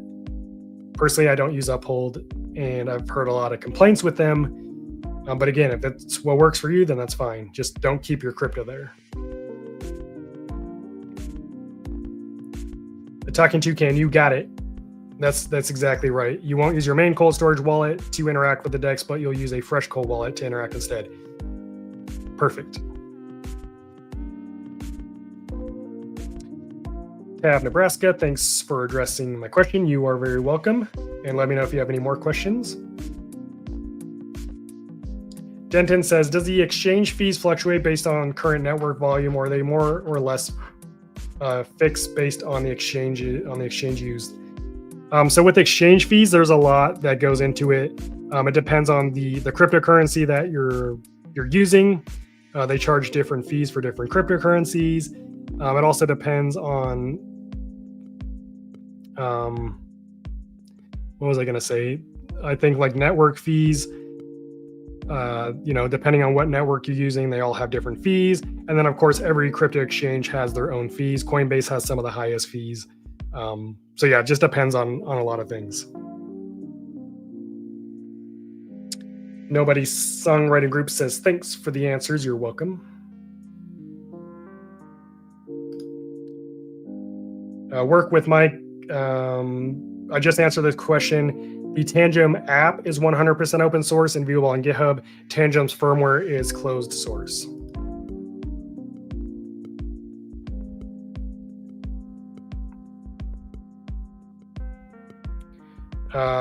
To this user, I've already addressed your question about your Trezor wallet arriving open. I'll go over it one more time, and I'm not going to cover it again after this, so hopefully you're paying attention.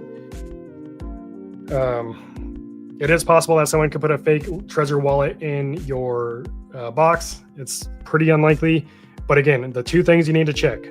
One, when you first set up your Trezor wallet, does it have you set up a new seed phrase? If it does, that's a good thing. That means someone didn't set it up for you. Two, with Trezor wallets, you can do a firmware authentication check. This is part of the setup process. And this is when Trezor Suite checks the device is running authentic Trezor firmware. If it is, if both of those things are checked off, then you're good to go. And no, there's not.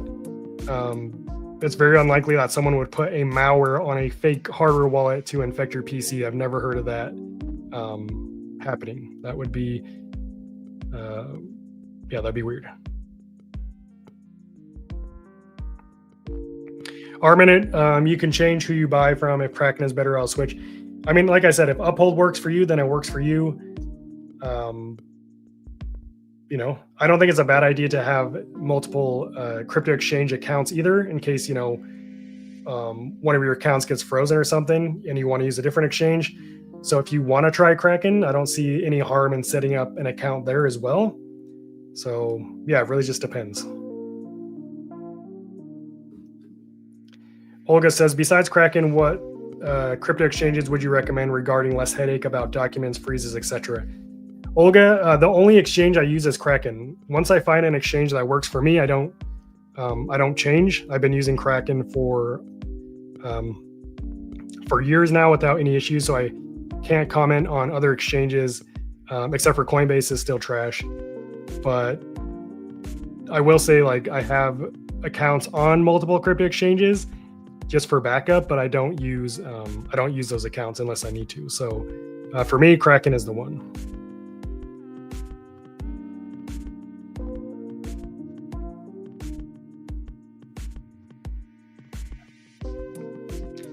Uphold has a cooldown period after you buy crypto. Can't send during this period. That sucks. Sonia says Uphold's one of the only exchanges that has XDC. Interesting. I wouldn't know because XDC is not a crypto that I'm super informed on, but I'd be surprised if there weren't more exchanges that support XDC.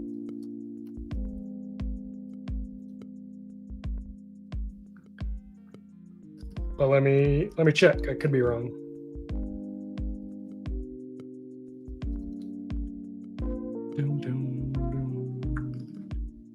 See. Yeah, it looks like a lot of exchanges don't support XDC. So yeah, I mean, sometimes you just got to use what you can use.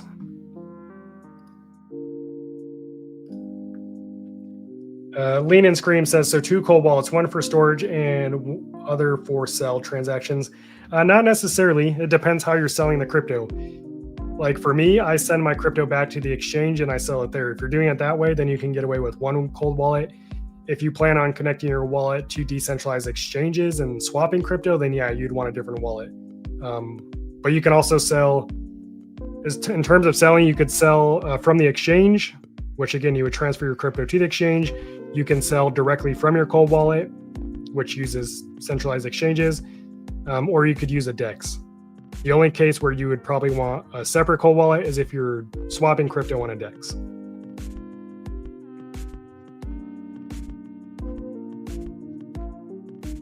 Olga says, in terms of anti-money laundering, is it okay to use a DEX and crypto ATMs to deposit and withdraw? Thank you. So you can't deposit or withdraw using a DEX.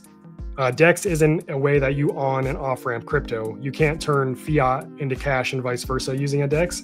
It's really only swapping crypto for crypto. So there's no like AML regulations, or there's no like AML things with the DEX. And as far as crypto ATMs and withdrawals, I'm not too familiar with those. I haven't used one before. But the AML thing is really heavy with centralized exchanges. That's where AML plays a big role, not so much with DEXs. James says, what if I lose a seed phrase? James, if you lose your seed phrase, that's the literal master key to your wallet. So you would lose access to all of your crypto. Now, I will say, like, let's say you have your cold wallet and then you have your seed phrase. Like, assuming your cold wallet is already set up, the seed phrase is on the wallet. So you'll have your wallet seed phrase copy, and then you'll have, you'll have your physical copy. So then if I lost my physical copy, I would still have my wallet. However, most wallets don't let you view the seed phrase after you set it up. So you'd probably have to transfer your crypto from your wallet to like a new wallet temporarily, or to an exchange, and then make a new seed phrase and then transfer it back to that seed phrase so that you know your seed phrase. But ultimately, yeah, if you lose your seed phrase, you can't, like, there's no forgot password button or anything like that. So you would be screwed. Yeah, Denton said it even better. If you lose the seed phrase and you don't have access to your cold wallet, it's game over, period. Exactly. Vax says, is Trust Wallet the best hot wallet? Does each one charge fees and ETH? A couple things. No, I don't think Trust Wallet is the best hot wallet. Like, it's a fine wallet, and that's not how wallets work. The wallet doesn't determine how the fees are charged. The fees are determined on what blockchain network your crypto lives on. If you're transacting, if you're sending Bitcoin on the Bitcoin network, you pay the fee in Bitcoin. If you're sending ETH on the Ethereum network, you pay the fee in ETH. If you're sending Solana on the Solana network, you pay the fee in Sol. That's how those fees work.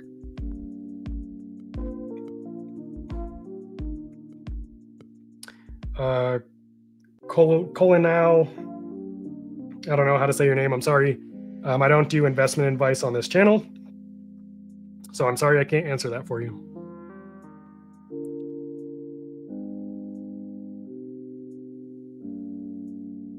Are there tools that can scan a hardware wallet to list all? Are the tools that can scan a hardware wallet to list all assets, including those not shown in Ledger Live? Are there tools? Oh, I got to read this question carefully. Are there tools that can scan a hardware wallet to list all your assets, including? So you're basically just looking for a tool that shows like what you own. You would use a portfolio tracker, like coinledger.io. But that wouldn't be the main concern when you pass away. Like, you could also just write it down. You would want to make sure that the people that you're passing your wallet on to has access to the wallet. Because you can show them all the crypto you own. If they don't have access to the wallet, then it's kind of pointless. JFin says, I purchased the Tangem wallet with your code and set up successfully following your video. So simple. Thanks. I also set up Kraken and funded from bank account, but put a hold on transfer for 7 days. So yeah, any crypto exchange that you initially set up, there's always going to be a hold. There's no way around that. Every crypto exchange does this. With Kraken, in my experience, the hold is only one time. It's for your first transaction. After that, you don't have to usually, deal with the holds moving on. Unfortunately, this is just part of how their systems work and how the anti-money laundering goes. And so there's no way around it. But again, once you do more transactions from your Kraken account, you shouldn't have any more holds. So hold on here.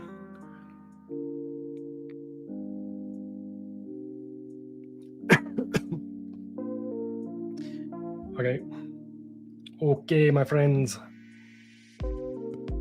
Okay. Let's see what other music we got.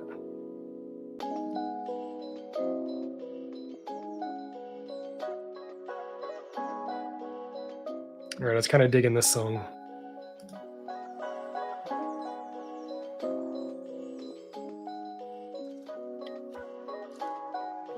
Arun says, how safe is it to subscribe to the Ledger recovery program for seed phrase? As I heard it is stored. Let me turn down the music a little. There we go. As I heard it is stored in multiple parts across the blockchain and it can be put the key at risk. So personally, let me just tell you my personal view on Ledger Recover, the subscription-based key recovery service. First off, it's not something that I use, but that's only because I trust myself to, be responsible enough to keep track of my own seed phrase and not lose it. That said, there is a huge market, believe it or not, where people want someone else to kind of be accountable or, help them secure their seed phrase. And Ledger Recover is just one way that you can do that. From my understanding of how it works, it is as secure as it could be with, giving your seed phrase, like letting someone else secure it for you. And basically how it works is first you have to sign up for Ledger Recover, which includes, providing where you live, your name, your address, and then taking a selfie. So it's not KYC, but they do use your identity to help recover your key if you lose it. So you have to do that. Then obviously you have to pay the monthly fee, whatever that is. And then to activate Ledger Recover, you have to sign a transaction in the Ledger wallet, just like any crypto transaction. So it's secure from that standpoint. Now, in terms of how it actually breaks up the keys, it's all a cryptographic process. And that's why, it's as secure as it can be. So it actually double encrypts your key and it splits it into 3 shards, similar to Shamir Backup, if you've ever heard of that. So it splits it into 3 different shards that are all sent to different entities in different parts of the world. Now, no one can decrypt your shard. And even if they could, they only have one piece of it. But even if they, all got together, they can't decrypt it. The only way that they can decrypt the key is is basically inside your Ledger wallet after you verify your identity. So is this something that I use? No. Is this something that a lot of people use? Yes. Is this something that I recommend? Not necessarily. It's really up to you to decide if that's something you want to use. Jfin says, thank you. You're welcome.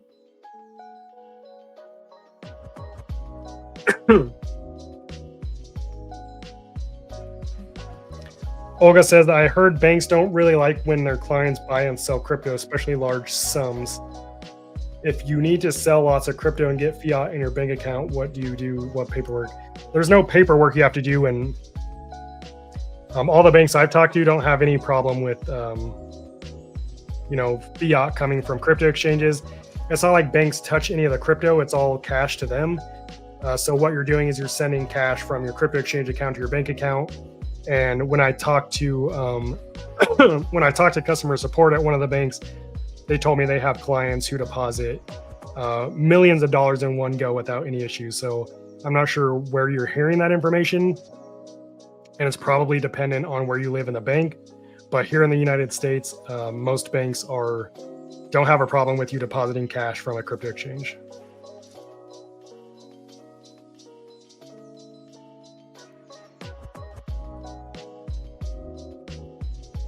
Amen. You received a Ledger Nano X with the PIN, but no list of coins. My client's husband, who passed away, had many third-party accounts, too many to test one by one.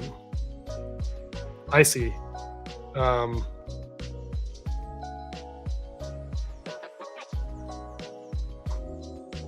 So Amen, did you got the Ledger Nano X and the PIN? Did you download Ledger Live and connect the wallet to Ledger Live? Because Ledger Live should display all of the accounts associated with that wallet. That's what I would recommend doing. Not sure if you did that, but that would be the first step.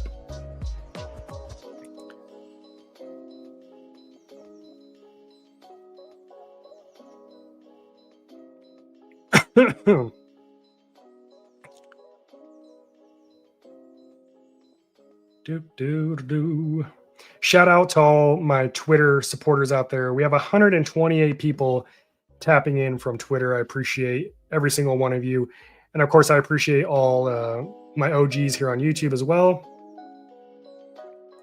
Thank you so much for your support. And you know what I need to do here?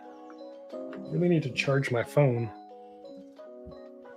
Let's see, what time is it? Okay. All right, guys. Well, we've been doing this live stream for 4 hours. Let's see. Let's see. You connected it to Ledger Live, and it shows the native apps only.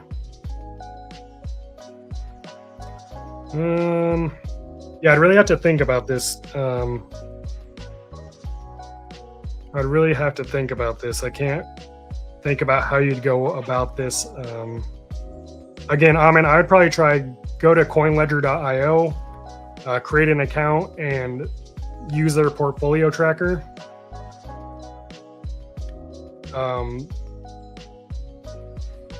I mean, all of this can be tracked on the blockchain. It's just like trying to explain how to go and read the blockchain is not something I can do over a live stream. It'd be something that I would have to do myself and kind of mess around with.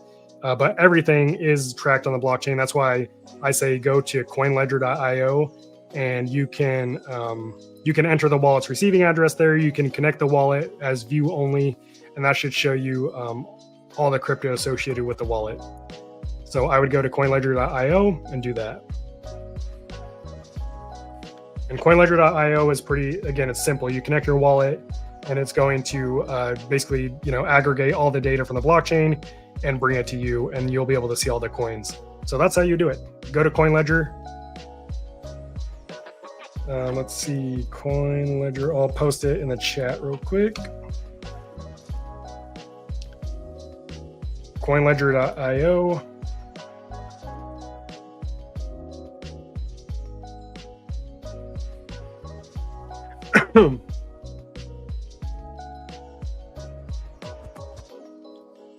So yeah, and go to coinledger.io, and then when we get on the website, go to the product tab and tap portfolio tracker, and that should help you out. Arman said, do you have another channel where you offer investment tips? No, that's not something I do in general. I think that's irresponsible and Now, by like you could say this channel is investment tips. I just don't talk about specific cryptocurrencies that you should invest in. My channel is solely based in fundamentals, which in my opinion is the most important thing that you can know and learn in crypto. Everything else is just a bonus. So